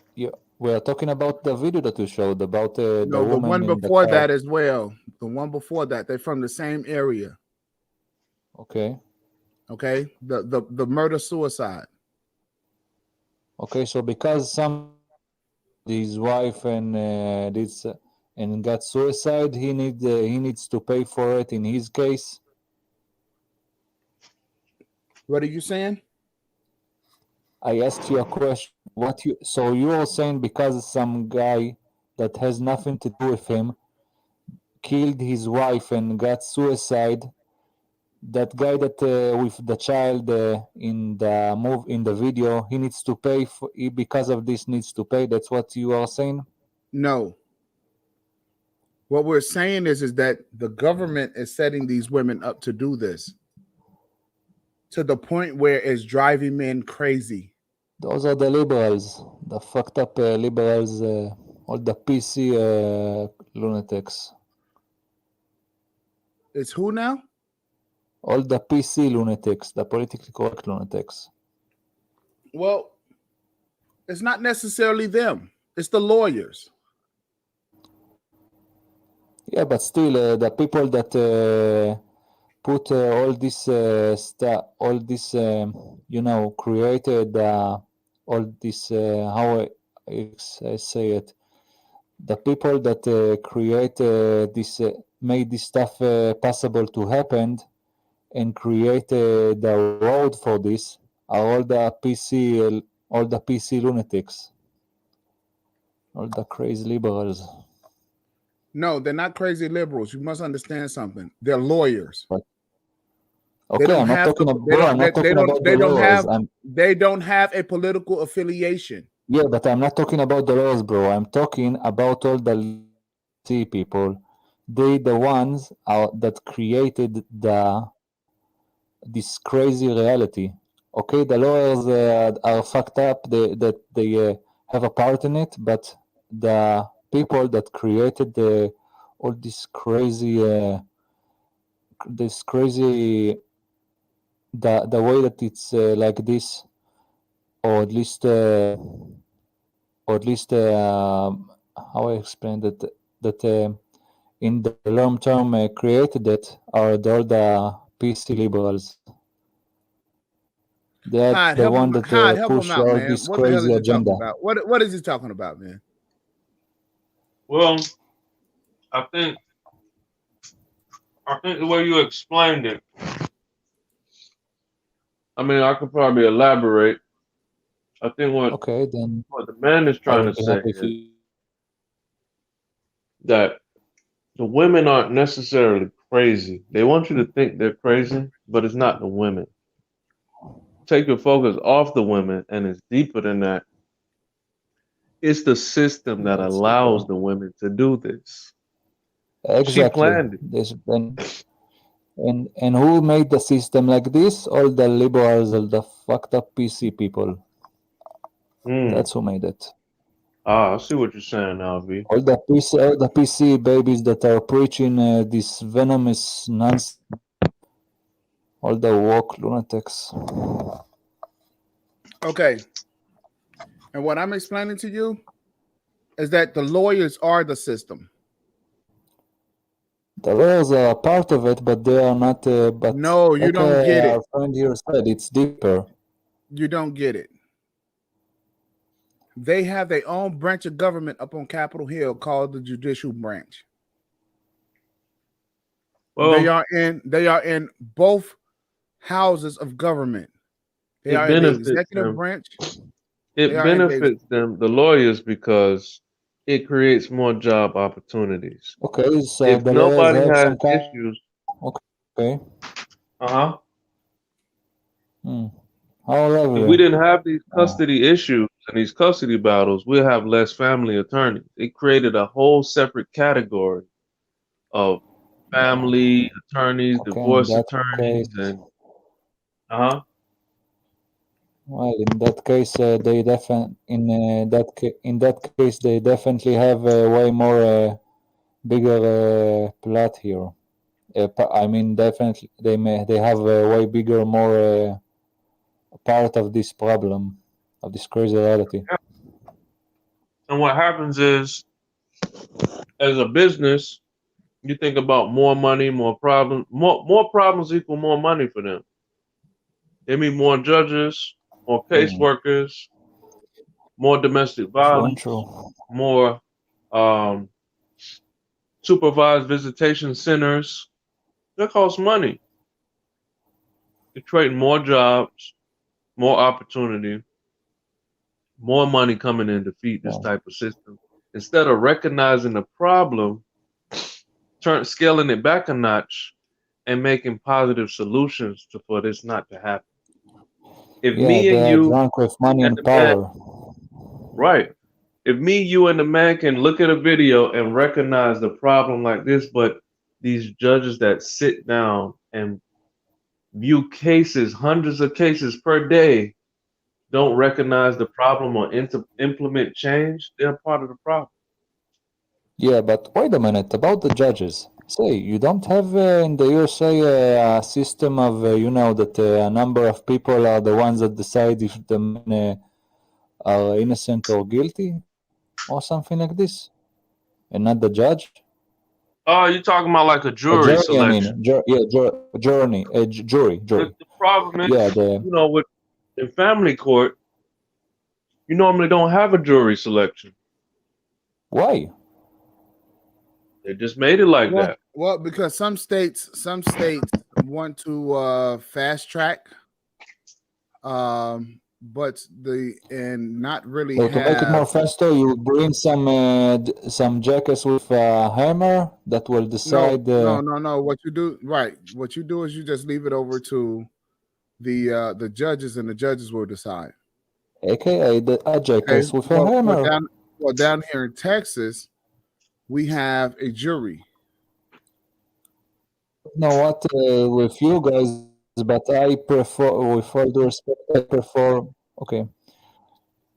I don't know what is with you guys, but I prefer a number of people that have a brain with, instead of some guy hooked up enough to the system to get to where he is.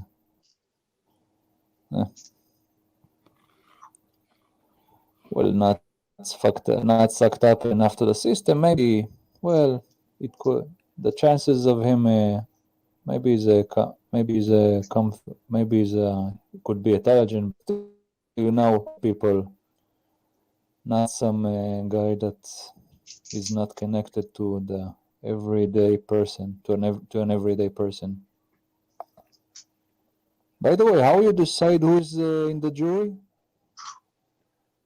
Okay, so family court is a little bit different, and here's how family court kind of works. You said it. Actually, you have just judges. There's 3 courts, and there is criminal court, there's civil court, and then there are courts of equity. like probate court. What is So course of technically, equity? okay, it's like probate court. That's money court. That's court that only deals with money and property. Okay. And here we Okay. have, and here So we don't have it's the kind of a people. civil court. It's kind of a civil court, but in family court, they could do civil and criminal things to a certain degree. Okay. Okay. Now, because of it, they could bring in certain things like child support. And then they can also take your property. And then they can make you sell your property just to pay the attorneys. Okay. They say So that the USA is the land of opportunities. so Maybe there's for no women short of it's opportunities. opportunity. So there's no short of opportunities in the family court system. So it's to their benefit so that they can continue to do things because it's financially beneficial for the attorneys. And who are judges? Judges were once former attorneys. Depending on, if you're down here in Texas, like we vote for judges down here at a certain level. Okay. And you don't have to be an attorney to go into to be a judge. Now, so what's important to note about this whole deal is that they are keeping up shit with people out in the world, and men are getting fed up. And I said this all the way months ago, maybe 6 months ago, that if this shit doesn't stop, people are going to start getting hurt for no reason, for no real reason, in fact, outside of poor decision makers. Women are making silly ass decisions, and it's going to start pissing these men off. Start. I don't think it started. No. It been started. Okay. Yeah. Well, it's been started. It's been started. See what needs to happen. I'm gonna just be blunt with it. V mentioned that these bitches need to be strangled.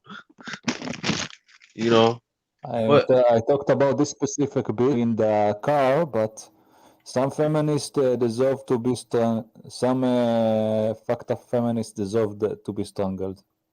They need to be strangled, but into that. more importantly, a lot of these judges and these lawyers that Some judges and lawyers. the division of family, they need to be they need their ass beat too.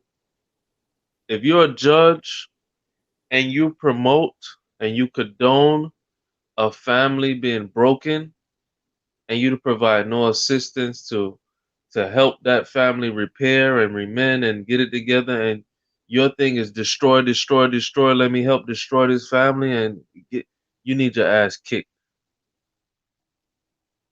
as a judge deciding these cases, as an attorney representing people that their sole objective is not to actually get what's theirs and fair division of property and protect their rights, but to give the other person a hard time, and you're an attorney representing that person and accepting a paycheck just to ruin a family, you need your ass kicked.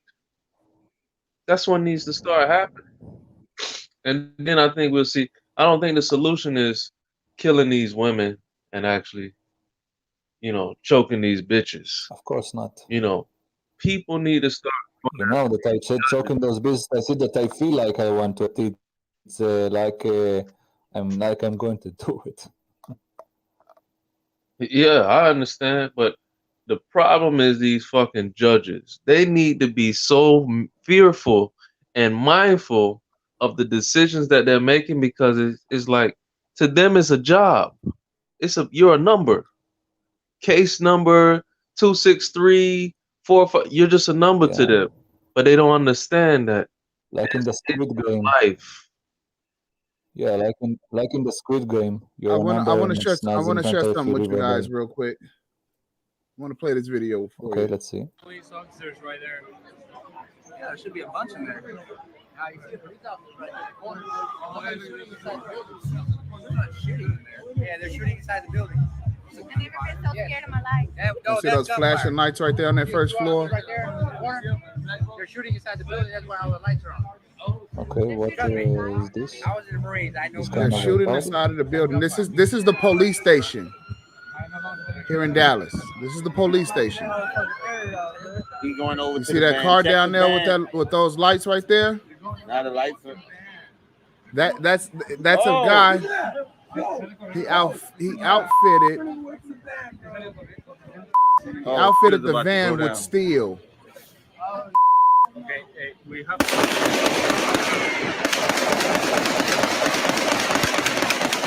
So they letting off at that cop car. Did you see homeboy back up from this car? God, these motherfuckers going hard, fool. What the Hey, yo. Hey, you did say they were busting at the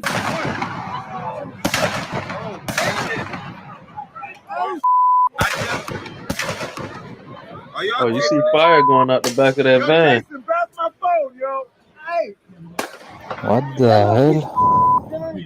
This is like Harlem Night. Looks like GTA. Yo, Jason, grab my phone. What the hell is going on there? I'll explain it to you later. Hold on just a second. Oh, they're about to go in. Somebody's Somebody's gonna die right now. They finna go in on their ass. And they ain't even pull off. They ain't even trying to run. Yo, there was an officer right here that almost.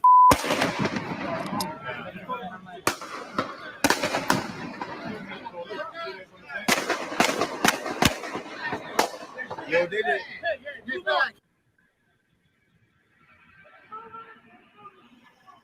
Oh, damn, he still drove off. Hit that cop car. Oh my God.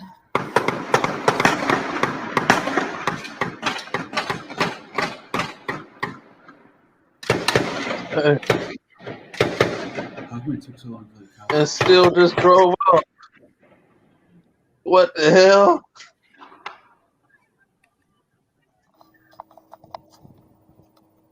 That's crazy. So what exactly was that supposed to be? We saw shootings in the police station. Who shot who? Okay, so the guy was going through a custody issue, and the police were getting in his business.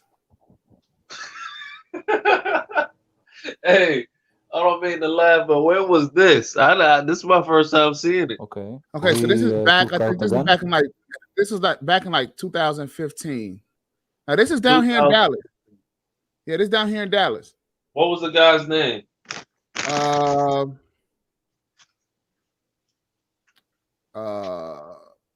me see. James. His name was James Boulware. James Baldwin. Boulware. Boulware. Okay. And when he drove off, it looked like that's what he said. Stay the fuck out of my business. He rode off slow as hell too. Don't let me tell your asses again. Okay, he took a gun out and started shooting, you say? Yeah. Okay, and Okay, so the police shot him, or well, eventually it took a sniper. A sniper was held up at a building and wound up sniping him. What happened is that reportedly he had a piece of steel or something like that, so he was only able to kind of like see through a slot, right? And the sniper had to like get him through the slot in order to kill him. But yeah, Was anybody hurt, injured, shot, killed? No, when you guys seen all of that firing inside of the police station, I don't think he killed anyone, but the firing that you guys seen, it it destroyed all of the lobby area of the police station, Okay. right? And so they had to revamp and remake the whole Police thing. station. Yeah, that's the police station that they were in. Yeah, but how he managed to get a gun inside there? Or maybe he grabbed he grabbed one of the policeman's guns. No, just I wonder. Hey, Big man, you are hilarious. If I What? go inside of a police station with an M16 or AR-15 or something, who's gonna take it?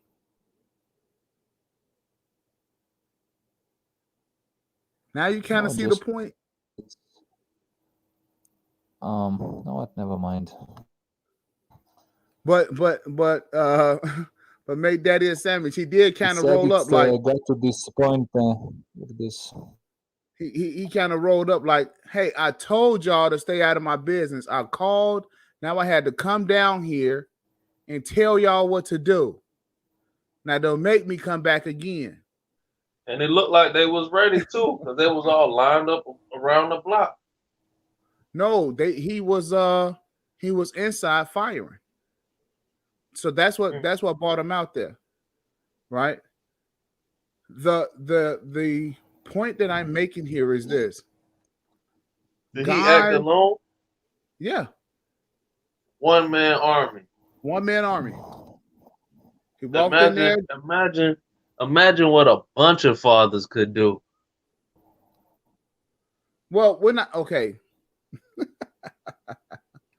Yeah. There's a way to handle this, right? Imagine what a bunch of fathers could That's team up and But do. interesting.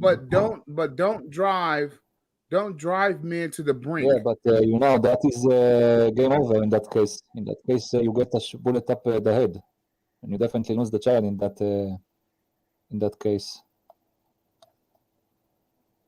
You think so? Yeah, if you pull up a gun in a police station and start screaming and threatening to shoot people because of the problem with your ex-wife and the child, then I don't think that the judge or the police going to give you the child back. That's But at that point, it really doesn't matter. yeah. And that point is game over anyway. In his case, specific, probably in his specific I'm case. sorry. Why? What's so I'm funny? sorry. It's just the way you said it, man. What? That's some real shit, man. I felt it. It's like, yo, at that point, when you reach that point, when you reach that point, it really doesn't fucking matter anymore. You reached your breaking point. Today Yeah, is the day. Yeah. I had enough. But in a court of popular opinion, this man is crazy. He's crazy. Why is he doing all this stuff? They drove him to this, and it's very sad that he got to this point that he needs to pull a gun and say nothing, or it's all or nothing. The courts are driving these men crazy, and just like you said with the women, V, these women are out of their mind. No, it's the courts. The courts are allowing them and inducing this type of behavior. And it's the same action while the guys, when they start picking up arms and they start shooting up the place, these guys are crazy. See, no. The courts are inducing this type of behavior.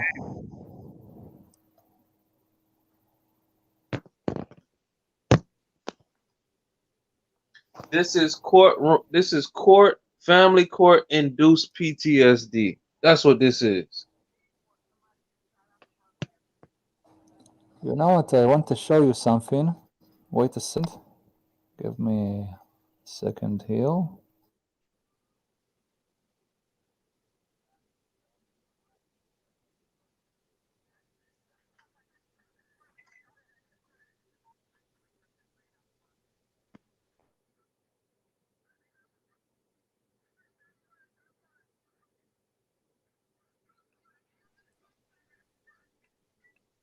Automatic gunfire. Shots fired. Ooh. That was a good shot.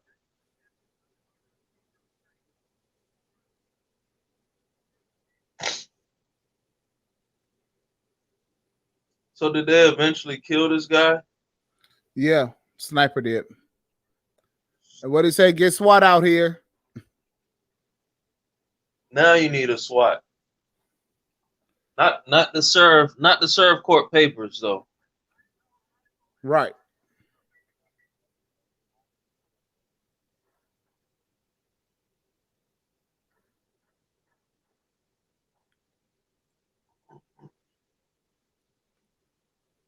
So when did SWAT kill him? Like way after he drove off?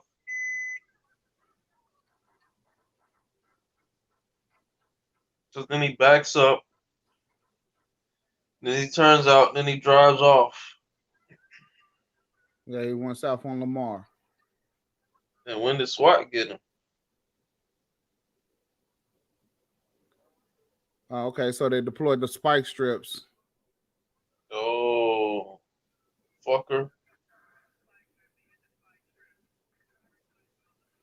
You didn't see that. Now he running on flats. Right.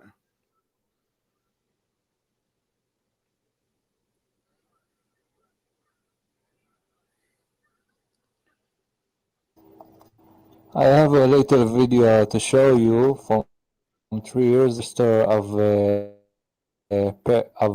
fathers that are protesting against. I put in the chat the link for the video.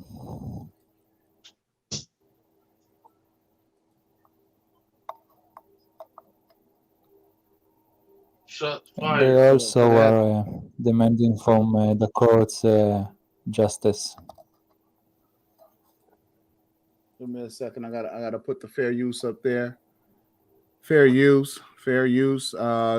This is for educational purposes and what not to do when engaging in a family court issue. Man, all them shots fired and nobody was hit but him. What a waste, man. What a waste. Well, I think you he want was to show them probably the video? Yeah, you want to show the video that I put in the private chat? I gotta preview your video first, bro. What did you say? What is this video about? This video is about a protest of parents that lost their children in court. Like it's about what you have.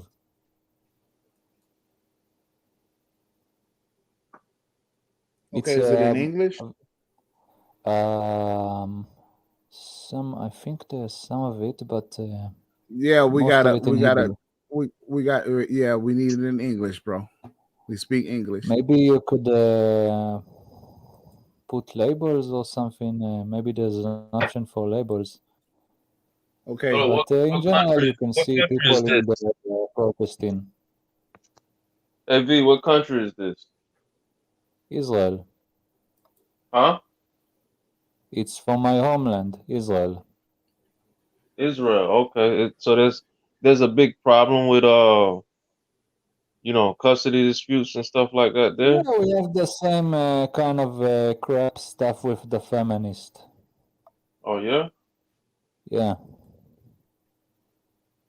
I didn't know that. So like custody, you see similarities with custody and family court here in America is the same as your home country?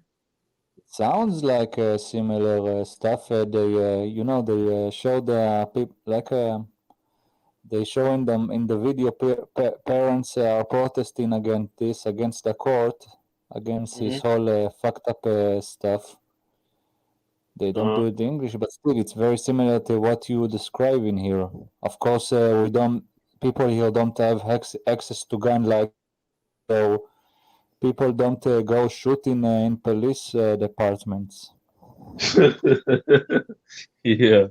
So let me ask you, like, a typical custody dispute, will it end Okay. in the father like not being able to see the kids? I never been in that position. I Julia? don't know somebody in that position, but it depends on if the woman has a case. If there is two couples that are divorcing, usually the woman will get custody on the children, and then probably she will try to make an excuse. I don't know enough about that subject here, but I think that they have the parents here have better shots to get to see their kids than in the US, from what you're. Gotcha. Okay. Yeah. Yeah, here in the US, a lot of fathers don't get to see their kids for years, but Years. but they have to pay child support and alimony, and to me, that's fucking Well, the same here. You need extortion. to pay child support for the child. What's that? The same here, bro. You need to pay child support for the child. In Israel, what's considered, what's you guys' formula for child support? What? Say again? What is your formula for child support?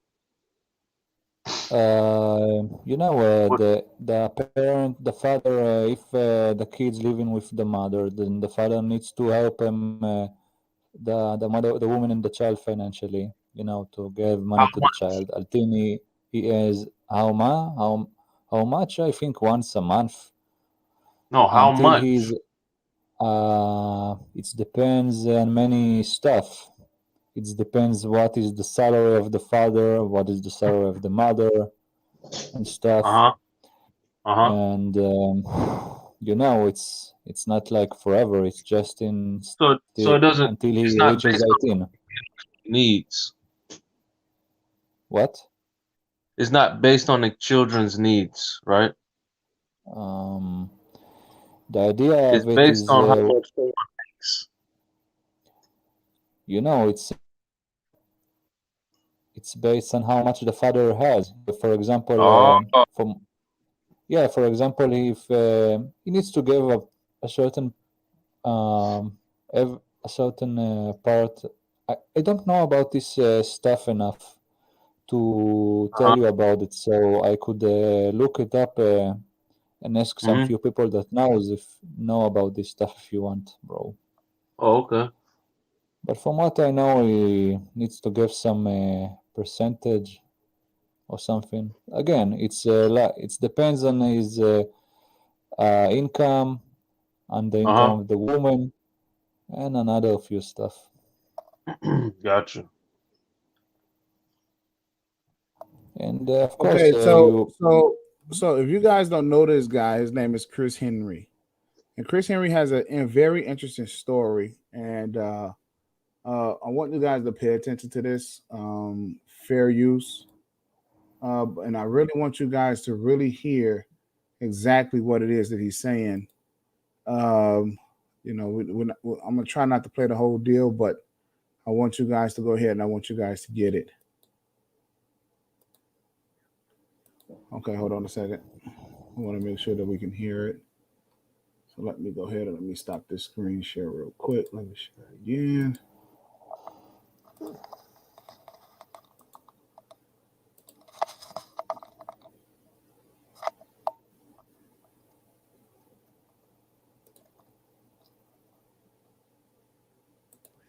Asking me how they can reach Chris. And as I said to him before, started to try to ad lib. Now I'm reading it. But anyway, we're going to be sued under the category Title 42 USC 1983 Act for conspiracy and fraud under the Social Security Administration Title 4D. So I guess at the beginning, the first question is going to be, because everyone was like, wow, good for this guy going. And a lot of people said to me, this guy is great. He makes a great case. Does he know what he's talking about, or is he full of shit?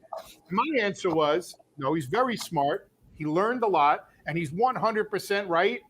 But it's not going to go anywhere so easily. It's not a slam dunk because the system is stacked against you. Obviously, if people like Chris Henry won, the whole system would implode on itself. And it's not a fair game. You know, there's no justice when you go to these courts. This is all one big old boys club that you're going after. But as I said on the last show, if you don't file a lawsuit and you don't file motions and you don't fight back, I will guarantee you that you're going to lose. Guarantee you. So at least if you try, you have a shot of winning. I personally play lotto. I know there's a slim chance I'm going to win, but I still play it. Number one, somebody has to win, right? Because somebody always does win. And number two, I feel good knowing, throw you a bone, because that's I'm in the that you spoke about last time you were on the show. The status of the lawsuit is that they're saying they do not have jurisdictions because of what's called the domestic relations law and Rooker-Feldman. It is a standard answer they provide to every case. Standard. I think they have the letter typed up already because everybody, They do. the wording is the same in everybody's document. No matter what they wrote, they write thrown out on Rooker-Feldman, and they give their whole case law. That's a rubber stamp. Right. And also in the Rooker-Feldman, I write as part of my complaint an actual memorandum of law to prove that this is not a Rooker-Feldman case. This is a fraud case. So you tried to preempt what you knew. I tried to, but they still... Explain to the viewers what Rooker-Feldman is. Just so they... Rooker-Feldman basically says that if there's a decision in the lower court and it has been final, you cannot bring that to the higher court. That's actually a Second Circuit Court of Appeals decision, and everyone uses in all the districts. So it's called the Rooker-Feldman. To circumvent that, a fraud case basically circumvents that. And they should accept the jurisdiction, but this is their way of not dealing with the issue. They throw it out and they say, you know what? I'm sure they know they're not right. They know they're not right. But they say, what's this idiot going to do? Take it up to a higher court? He's going to run out of money. The higher courts only hear what percentage? It's like a minuscule percentage, right? That they even hear. The actual United States Supreme Court reviews less than 1%. Less than one. Okay. Yeah, I was thinking too. So they go, this guy. Did y'all hear what this man said? He said that they hope that you run out of money. Yep. So that you cannot appeal. They hope that you run out of money. Yeah. By making you go to court and once a month, every fucking month for 3 years. That's why I said protect your assets and protect your energy. They hope you run out of energy too. Because the shit gets tiresome. It takes 7 years to review cases. Right. So that's their way of, which is not right, but that's just the reality. However, if you file what is called a Rule 60, Part 4, you can bring the case back into district court, which is what I have done, which is basically rule on what is called a federal question. Right, which there's just recently case law, I don't know if you want to talk about that now, where the district court was doing the same thing and saying, well, we don't have subject matter jurisdiction either, so we're going to throw you out too. But there was just recently a case in New Jersey where the higher court said, no, you do have an obligation to hear these cases. So that's pretty timely for your case right now. Yes, it's timely for every case that's filed. There's about 154 cases filed within the district court across the country regarding the child support agency and the federal. And they keep throwing it out based on jurisdictional question, domestic relations law, Rooker-Feldman. Okay. So now I just wanted to get a little bit of background for the people who are watching who may be curious about what happened. Let's talk about some of the things that you've learned and you wanted to educate people when they're going into court. So the first thing you wanted to talk about is the acknowledgement of paternity. What do you mean by that? Right. So let's start off with, we'll provide what the issues are and then the possible remedies that you could use. The acknowledgement of paternity is the form or agreement that the child support agency uses in order to get you to summons you to court.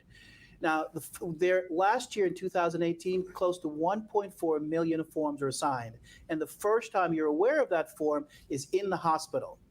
You're presented to with signing for what is called a paternity agreement. What that does, it locks you into the child support program. As you may not know, and every man watching this show should know this, you are all enrolled in the child support program, whether you have a case active or not. And that is 45 CFR 246.30. CFR stands for the Code of Federal Regulations. It clearly states in A, all men, it should be everyone, are enrolled in the program. A quick example, I signed up for the Selective Service at age 18. I've never served in the military, but I am in the Selective Service database. So that's how you get into the Acknowledgement of Paternity. Okay, so now let's talk about what somebody does at the beginning when they get served their first summons to appear in family court. Sometimes people don't even know this is coming.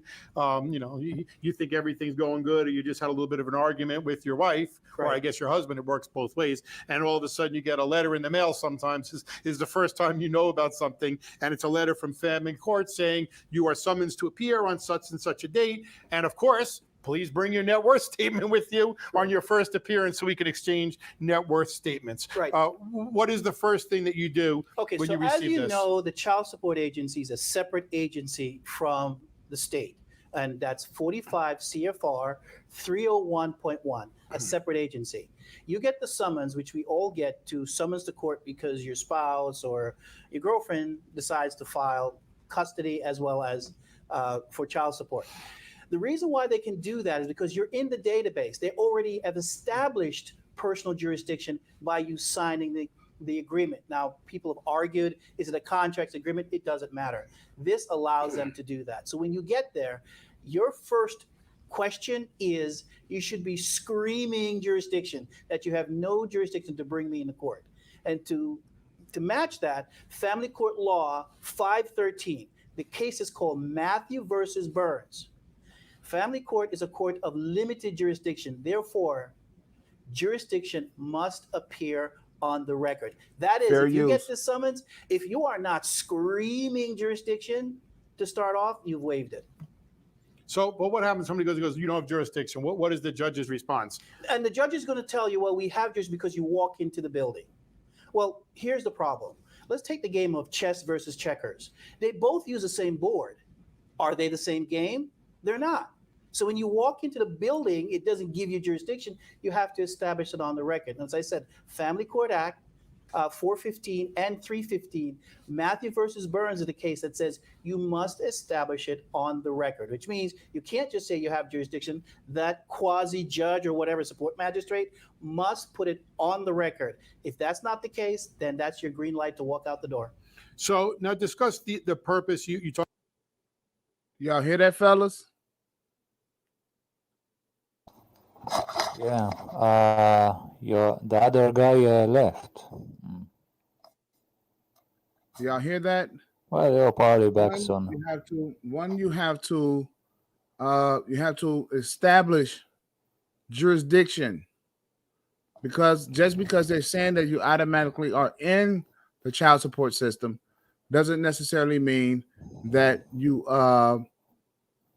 that they do have jurisdiction over you. Understand the rules, understand the law.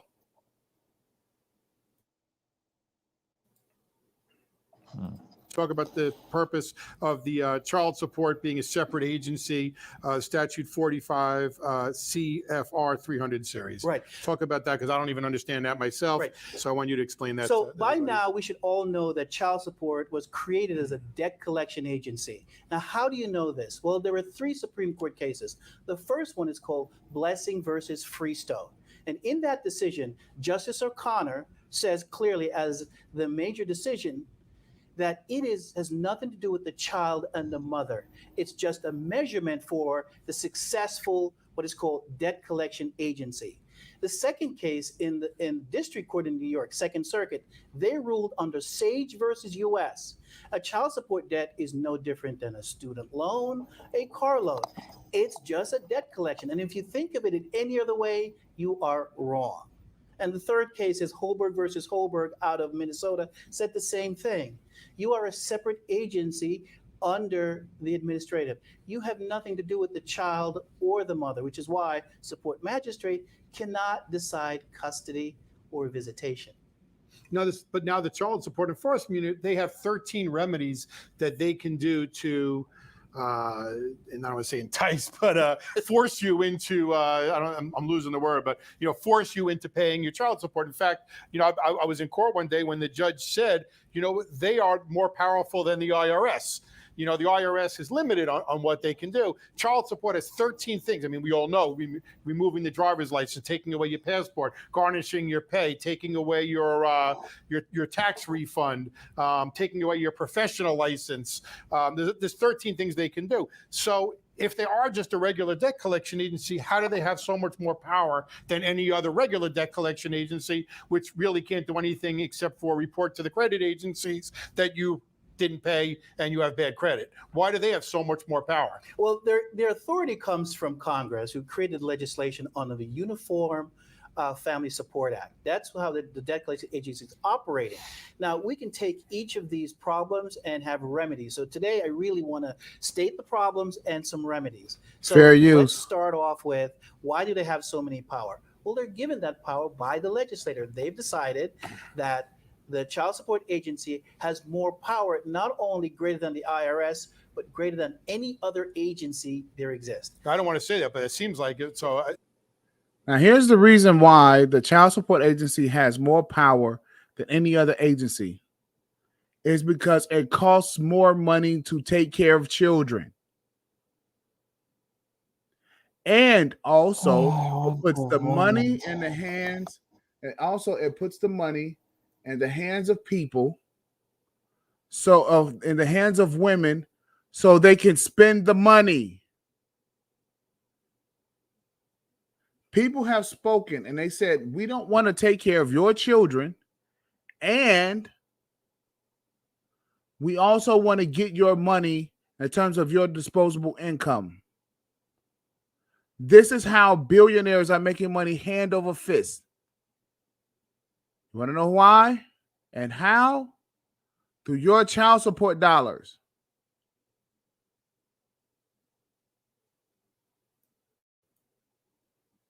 They do. They have such power. It's scary. They have no due process, which is even scarier. The due process issue always comes up in every court case, the Supreme Court case. So we can start with any one of the remedies. Like right now in New York, one of the largest problem is the DMV, where you suspended your license. Now, the last time I was here, there was a case that was going through the courts that was finally decided on April 2nd, and that is New Jersey. New Jersey can no longer revoke your license as a result of a warrant for child support. In fact, they're giving back all the license. And that has worked in other states. Here's the problem. In New York, it doesn't seem to work that well. Yeah. However, I would say continue to push forward. But the decision in the case is called Kavadas versus New Jersey DMV. And what the judge ruled, I think our viewers need to write that down, because as Chris said, at the time of this taping, it has not worked in New York. But New York, that's supposed to be the most progressive state, seems to be the last state when it comes to a lot of different giving people their rights back, and number one in probably violating our constitutional rights. But listen, enough people plug away at this, eventually it's going to hit. And as you and I spoke about, even if you don't, you want to be on the record. Yes. So that when eventually someone's going to have the money, Yes. you and I don't have the money to take this all the way up, but somebody will have the money. They'll take it higher up, and they'll agree with the Jersey decision, and you'll already have a step ahead because you had already been denied, and you had already brought that forward. Otherwise, you're going to be way back in the line. Right. And if you don't file for this, you will not have your license. If you file it and lose, you still will not have your license. Right. So why not do it and get on the record? So write down the case that Chris just mentioned and bring that. I think you said, I thought that you would have to go to court and present that to the court, but you're saying you can go direct to DMV. No, you don't. You don't. In the decision by Judge Mary Jacobs, the decision, smart woman. Yeah, the decision she made was that DMV process has nothing to do with the child or the mother. Why are they involved in the child support program? Their argument before her was, well, we were given a mandate. Again, the powerful child support agency tell us that we need to revoke it.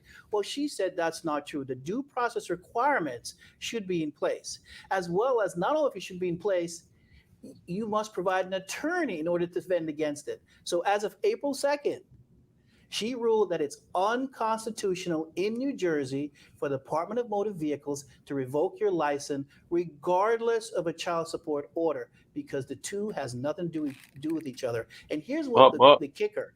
The DMV was making 17 million. Say what now? No, I'm rooting for him. I'm listening to what he's saying and rooting. Okay. Has nothing to do with child support. Right. So a lot of this shit has nothing. Only thing that has something to do with child support is that they can report it on your credit. Your licenses has nothing to do with child support. None of them. Your credit either. Well, it's no, because the child support agency is a credit reporting. It's a debt collector. I didn't sign up for a loan. No, but what? And now you see what is. I didn't agree to that debt. Hold on a second. These are the next steps. I didn't agree to the debt. These are the next steps. What has to happen is that the court cannot assign you a debt. I didn't agree for credit. I didn't ask for credit. Right. I didn't ask for a loan. You didn't fill out anything. You didn't sign anything that says that you are obligated to pay a debt. I didn't agree to it. So these are the next steps. But let's continue. Because he'll tell you what the basis for his lawsuit is. Restoration of your license. None of that money, as she said, went to the child or the mother. Now, you say this is against the Constitution. Is this against the New Jersey Constitution, state Constitution, or the U.S. Constitution? It is against the U.S. Constitution, even though it's a decision in New Jersey. As you know, we have one court system in this country under 9 judges. That is a decision in one circuit is valid and is recognized as full faith in all circuits. Of course, New York is saying they're not covered by this, but we have found that we've tried it in South Carolina, Illinois. You just did in New Mexico. And we just did in New Mexico and Arizona. It works because, again, you go to the Department of Motor Vehicles, not the courts. The issue is you removed my license without due process, as the judge says, and you should have what is called a breathing room of at least 60 days, give the person opportunity to challenge it as well as response. And get an attorney. And appointed. You must appoint an attorney on behalf of that person. So that's the best part of the case. And so most DMVs are saying, well, we don't want to provide you an attorney. Back your license. And we just rather give you back your license because it's just a shortcut. And then if there's a multi-state order, we'll talk about what a multi-state child support order, then they really don't want to get involved because now they have to establish jurisdiction in those states in order to maintain revoking your license. Again, the average, they don't want to do it. So that's why the Cavadas case, to me, is the beginning of removing yourself from child support. Okay, now let's talk about support magistrates, who are always a sore thumb because a lot of times they're really problem people, because these are people who sometimes they don't want to elect to be a judge because they know there's going to be issues, but for political reasons, they'll put them in as a support magistrate. And many times they don't move up to judge because they just know they're just bad lawyers for the, I mean. Okay, all right. So he's going to talk about the support magistrates. Also, they are judges. No, they are not. They're attorneys. Their specific hiring says they are attorneys. And they let you call them Your Honor. They sit there acting like a judge, like in a Halloween costume. You know, with the court officers, they're treating them. When the judge comes in, you'll do this, you'll do that. So they put on a facade that the average person has no idea. They think they're a judge. You know, of course, they find out that a support magistrate cannot enforce a contempt, nor can they issue a contempt order. It happens all the time. Why is that? The separation of powers. They are not judges. They're attorneys. It clearly states they're hired as attorneys. Only a judge can issue a contempt order. So technically, the contempt order is an offer that you have to accept. So you have to rebut it. And I'll give you the case law. Lillian T. versus John T., Second Department, ruled the same way. A contempt order is not a true order unless confirmed by a judge. Bracio versus Bracio, same thing in New York. I'm not quoting you federal cases, it's New York cases. They are not. So if you get a contempt order, if you're not screaming jurisdiction at the first onset, you should be screaming subject matter jurisdiction because you can't issue a contempt order, as well as rebut. What happens to many people is that they do not write a rebuttal order and quote these cases. if you want to call him Your Honor, you're welcome to do that, but you can say Mr. or Mrs. Like in my case, Paul Renesque. He is a false judge. He is, and again, at the time I didn't know it, but now I know he's a support magistrate, and therefore you can challenge them, and you challenge them on those issues. No, you say refuse to cooperate. What do you mean by that? Okay, now, I mean, you get a summons, you got to show up. You're gonna, if you don't, you're gonna get a warrant for your arrest. Right. So show up. If you get a summons to appear in family court and you really do get it, show up to court. Right. Because this is gonna be bad news otherwise. And so let's walk through this. It's a very simple process. If you get a summons to show up for family court, please show up, or else you'll get a warrant for non-appearance. Or they'll do an ex parte hearing, An ex parte, and you'll lose everything. You get a default order. Exactly. Now, why do you show up? As I said before, all men are in the database for child support. If you've signed acknowledgement of paternity, you've given them personal jurisdiction. So the next step is your appearance. That is why you have to appear in court. And while you're there, you can challenge all you want or in writing, but you have to appear, or else you'll get a default order, and then you have to work through the process of vacating a default order. So the second thing while you're there is, again, you can challenge their delegation of authority. They need to tell you, are they a judge or not? So you're saying ask them, are you a judge? What is your authority? You put that in writing. Prior to coming to court, you write a rebuttal letter. That's basically state you're appearing and you're asking for delegation of authority. If they say they don't have one, then they are not a judge. All articles. You get that, fellas? A delegation of authority, which allows you to be able to challenge a judge and to make sure that when you appear in court, that you're not appearing to a false judge, that they are an actual judge who is a decision maker. 3 judges have delegation. Anybody got a question? Judge Smudge. Of authority, which says, I am a true judge. So one of the things that you said you wanted to make sure we talk about, but I have no idea what the hell it was describe the testimonial. The testimonial. Okay, testimonial is that you must rebut everything before a support magistrate. In writing or on the record? In writing. Okay, so in what format? I mean, you write a letter. Do you have to do an order to show cause? This is outside of whether the instruments are petition, motions, or order to show cause. What it is either an affidavit or a memorandum of law, where you will state your rebuttal or objections to where you are. It is important that that precedes you, which is to serve everyone. But you can basically state why you object to this support hearing.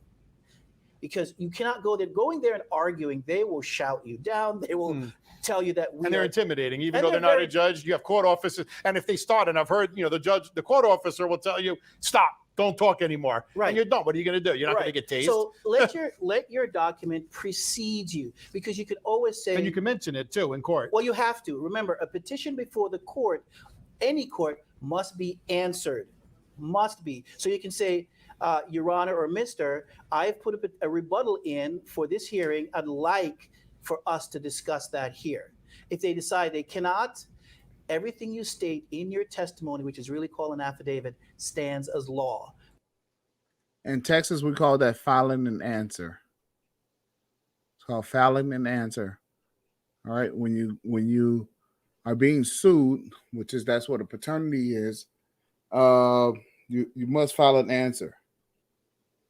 Which means if you put in there that I don't want to be in this hearing and they do not cover jurisdiction, then that's now become this testimony before the law. Okay. Now let's talk about millennials and child support, because now, obviously the divorce rate is high, and, many people get married. They still have their student loans, out there, and, all these other bills out there. And that's how they get wrapped up, where they just fall behind, not because they're bad people, because, the courts don't take all these things into consideration. And the law is that if you have an order from a court, it's presumed that you can pay the order. And otherwise, the judge or magistrate wouldn't have given you the order. So you're screwed, because really a lot of times. Go ahead. About the system. because about the divorce, you know, you had a lot of divorce. Who is, if you ask me, that's because of the rise of modern day feminism. You have this divorce, and again, it's a part of this. It's a part of the circle that we have here. We have divorce. I mean, we have breaking of the family.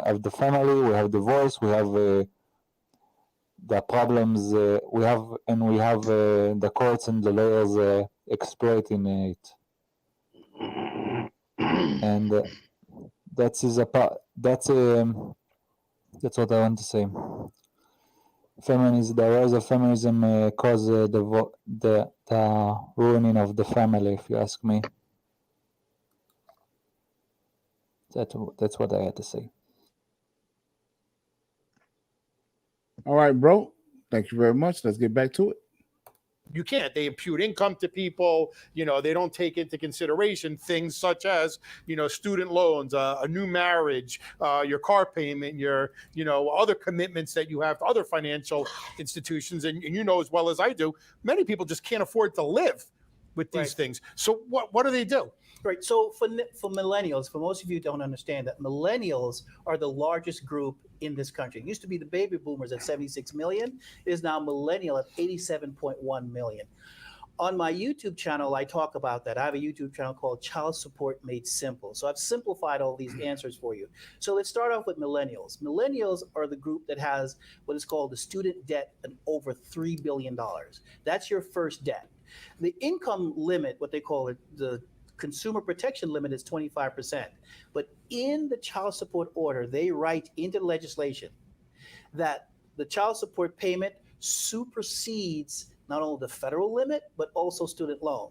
So what's the first deduction from your check is child support, as high as 50%, and in New York, it's 65%. So think about this, do the math. If you take home pay after taxes, 65%, the max. Then you take out another 25%. A quick math is how much do you have left? 5-10%. Now in New York, you cannot live in 5 and 10%. So if you are on student loan and you have a child support, you need to fight it and fight it hard and fight it every day. Because what happens is it supersedes every other debt. You have to fight it. You don't have a choice. Sitting home, oh, I have this. No, you have to. It is 65% of your paycheck. Chris, we're running out of time, so I hate to cut you off. I just want to get, isn't there a law that they can't put you below the poverty level? That they can't take enough to put you, because that's cruel and inhumane punishment, and they can't put somebody below the poverty. Not that they don't do it every day of the week, but that's an argument that Okay. This is the one that I want you to see. This is the one that I really want you guys to see here. Let's see. Can you guys hear this? Yes, we can hear. I can hear at least. Can you guys hear that? I can hear you rattling that mic over there. No, that's not me. Okay, can you hear this? No. He what? All right. So let me stop this screen real quick, and then I want to reshare it.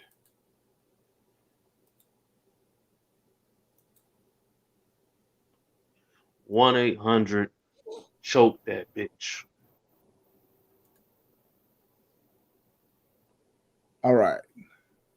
Mr. Henry's lawsuit. So, Chris, very nice to have you here on the show today. Thank you for coming out. Thank you, Gary. Thanks for having me. Just to be brief, yes, I was a financial advisor on Wall Street, was happy. I lived myself for about 5 years, owned my own apartment. I got married like everyone else to extend my life, and this is where it began. I decided to file for divorce, and I filed my paperwork, and it was great. I came home one day, and there is an order of protection for me to leave my apartment. Now, this is my apartment. I was ordered to leave. As the police officer says, it's required by Manhattan that an order of protection that you should leave. So this is what starts my case. So while I was going through that, they decided to give me to a support magistrate named Paul Reineski.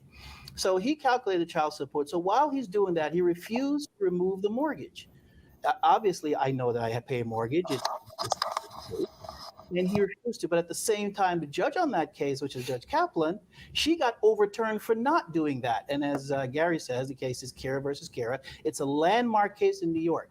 You must calculate mortgage and housing payment before child support. What happens is all the judges calculate child support first, then they take out it. But this is where the nightmare begins. While all this is going on, a convicted felon moved into my apartment. Now remember, I'm removed from my apartment fighting to get back in, and he orders a personal security license from the state of New York. The state of New York actually issued him a license with my address on it. Now, what's wrong with this? The state of New York knows that it's my address because I pay taxes on it and I pay mortgage. They also know there's a convicted felon that spent time in their prison. They know he's a convicted felon. But here's the thing. New York says you're not allowed to give personal security or even armed security to a convicted felon. So I'm not saying his name because he's unimportant to the story. So what's the problem? So I went down, asked for help, and this is where it begins. Judge Dawson said, oh, well, I'm not about to change anything because why? Judges have absolute immunity. But you're saying that, so the convicted felon that he moved in, is he a new boyfriend of your? He was a new boyfriend, So yes. not only that, so he was with your child then? Yes. That's even more scary. Right. But again. And you haven't even permanently been kicked out at this point, I have correct? not been permanently kicked out, and all this started snowballing. Now, I went to the state at first and says, wait a minute, you issued a license against a private residence, which I own. I'm not sharing with anyone. And they at first didn't have an answer for it. And they said, go back to the judge. So they went back to Judge Dawson. And all this time, she's just trying to throw me in jail. Created all these issues to, again, try to remove me from the equation. So well, that'll shut you up. it did. Do you see how the woman, she moved her boyfriend, she got an order of protection against this guy. He's the one paying the fucking mortgage. She got an order of protection against him, moved a felon into his house, around his baby, right? That's not all. The system even tried to throw him in jail. His own fucking government that he pays taxes to tried to throw him in jail for no fucking reason. Besides the fact that he's standing up for himself. You cannot tell me that this shit is evil. I'm not going to preach to you, but I just want to point out to you the facts. And so now you see how it's not just one man who you think is crazy. It's not just two men who you think is crazy. It's not just three men. It's not just four fucking men. That man is in New York. The other man's down in Texas. And the other two men is in Maryland. And there are millions more like it around the goddamn country. Simply because the woman wants her way. Oh, I don't want this man today, so I'm going to get him kicked out of his house for no apparent reason. And then I'm going to go get another guy. And I'm going to let him do what he wants. Screw my daughter, screw my child, screw the kids.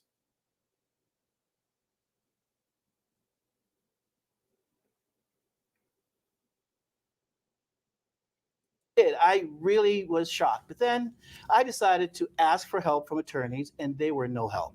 I went to the self-help agencies in the Supreme Court. By the way, they mostly support women. There are very few agencies for men to get help. So I decided to do the research on my case. Obviously, if the audience think that this is right, that the state can live. And notice, there's no resources for men. There's no help for you. The government is going to sanction this. The government is going to back this. So then why?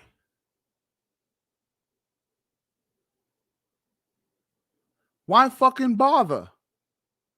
Now you ladies want to know the real reason why black men are not fucking around with black women, and all of these guys are saying, I don't want no babies and I don't want to get married. You wonder why. There's no flipping upside. Literally moved me out of my apartment, and the judge who orders it uses absolute immunity in which to commit a crime. By the way, they mostly support women. There are very few agencies for men to get help. So I decided to do the research on my case. Obviously, if the audience think that this is right, that the state can literally move me out of my apartment, and the judge who orders it uses absolute immunity in which to commit a crime, I'd love to hear the vote on that. So that's what started. So I started doing the research. So while doing the research on, obviously, my constitution, I found a letter from the Department of Justice dated March 14, 2016, 2 years ago. And what was striking about the letter was, and I'll paraphrase pieces of it, the first thing it said was, this is the letter, right? This letter should be provided to every judge in your jurisdiction, which is appropriate for training judges in areas discussed below, which is constitutional right. And this is what they're asking. You create a bench book, you assist judges in performing their duties lawfully and effectively, and we hope that they will work directly with the Justice Department so that they do not violate individual rights. Now, in court, I asked the other side, did you receive this letter? Of course, they said yes. So here's something else as part of the letter. You know, in New York, they tend to incarcerate you for non-payment. Everything is, we're going to throw you in jail for the payment. In the same letter, it says, and I'm quoting from the letter, it says, to comply with the constitutional guarantee, state and local courts must inquire as to the person's ability to pay prior to imposing incarceration for non-payment. Think about that. All those child support orders where people can't pay, they're supposed to follow this department letter.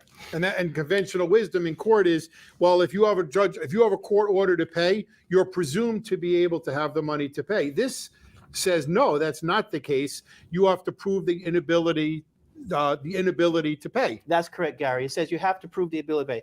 It further went on and says failure to pay fines and fees, and the case is called Turner versus Rogers. It says holding that although there is no automatic right for counsel for the contempt hearing, you must for child support. Again, it says here, child support in the letter, that due process is violated when this hearing does not take place. What does that simply mean? Meaning if the person says they can't pay, the first decision by a judge is not to throw them in jail and say you get 6 months or you come up with a check. Now, further on in the letter, which was striking to me, and I brought this to Gary's attention, it says at the bottom, in the court system, if the court system receives federal funds, then these practices under Title 4 and 6 of the Civil Rights Act is violation of your 14th Amendment.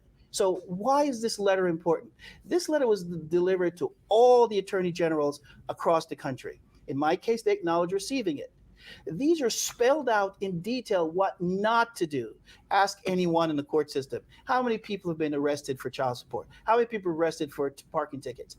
This letter, I think, is critical, and anyone who has a complaint should file this letter. All right, so tell us. So everyone, if you are hearing this broadcast, but first, I'm going to give some parting shots before we get out of here. It's getting late, and we had already ran a stream before this. So here's what I want to do. I want to go ahead and give V. I want to give him his parting shots before we get out of here. Say, V, if you have anything, go ahead, brother. Not much. I think that everything that I can say was said. I said already. By the way, about the YouTube video that I gave you a link to, I can translate it when it runs. If you want, I can tell you what they're saying. Just I will wonder how you will react to see the protest in that short video. Just 3 minutes. Well, maybe some other time, brother. We're gonna go ahead and we're gonna shut this down because it's getting late here where I am. So Okay, I hope that we will not, you or me or somebody else that watch us, or in general, will not fall to this kind of sick black hole. This feminist black hole. okay, well, it's gonna get worked out, brother. Yeah, I hope. Hey, Well, thank you very much. Have a wonderful day. All right, you take it easy. Yeah, bye.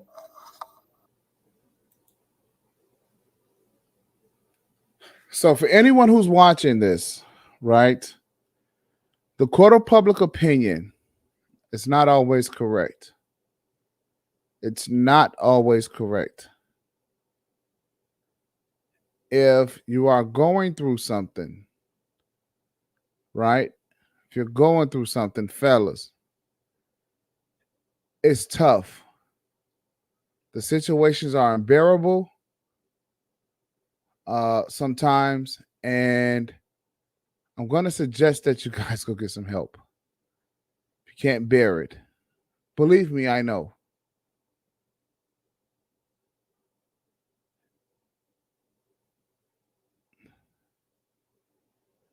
In this court of public opinion, there are people who are actually going through things.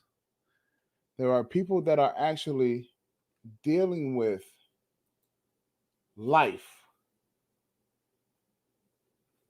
And as we go about dealing with life, things get very hard. Things get very hard and very shaky.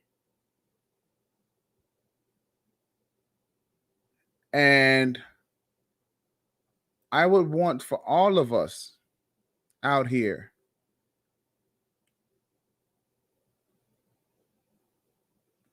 to be well and to do well. At some point, things get unbearable and people snap. Ladies, do not think that you can continue to push a man and he won't push back. People, do not continue to poke the bear and don't think that the bear is not going to swipe at you. Do not blame the bear when you get swiped at.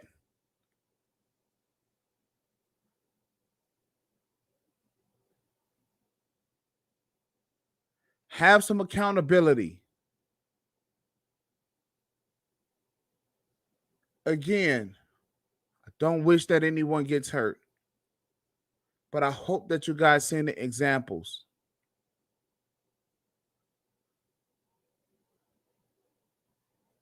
Fellas, you guys have the copy of the list. If you don't have the list, let me know. Pay attention to the list. I'm pleading with you.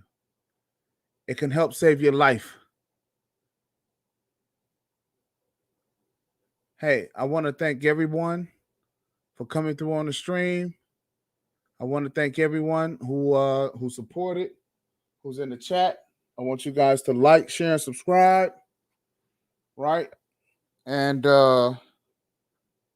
hey, thank you for coming out. God bless you. Good night.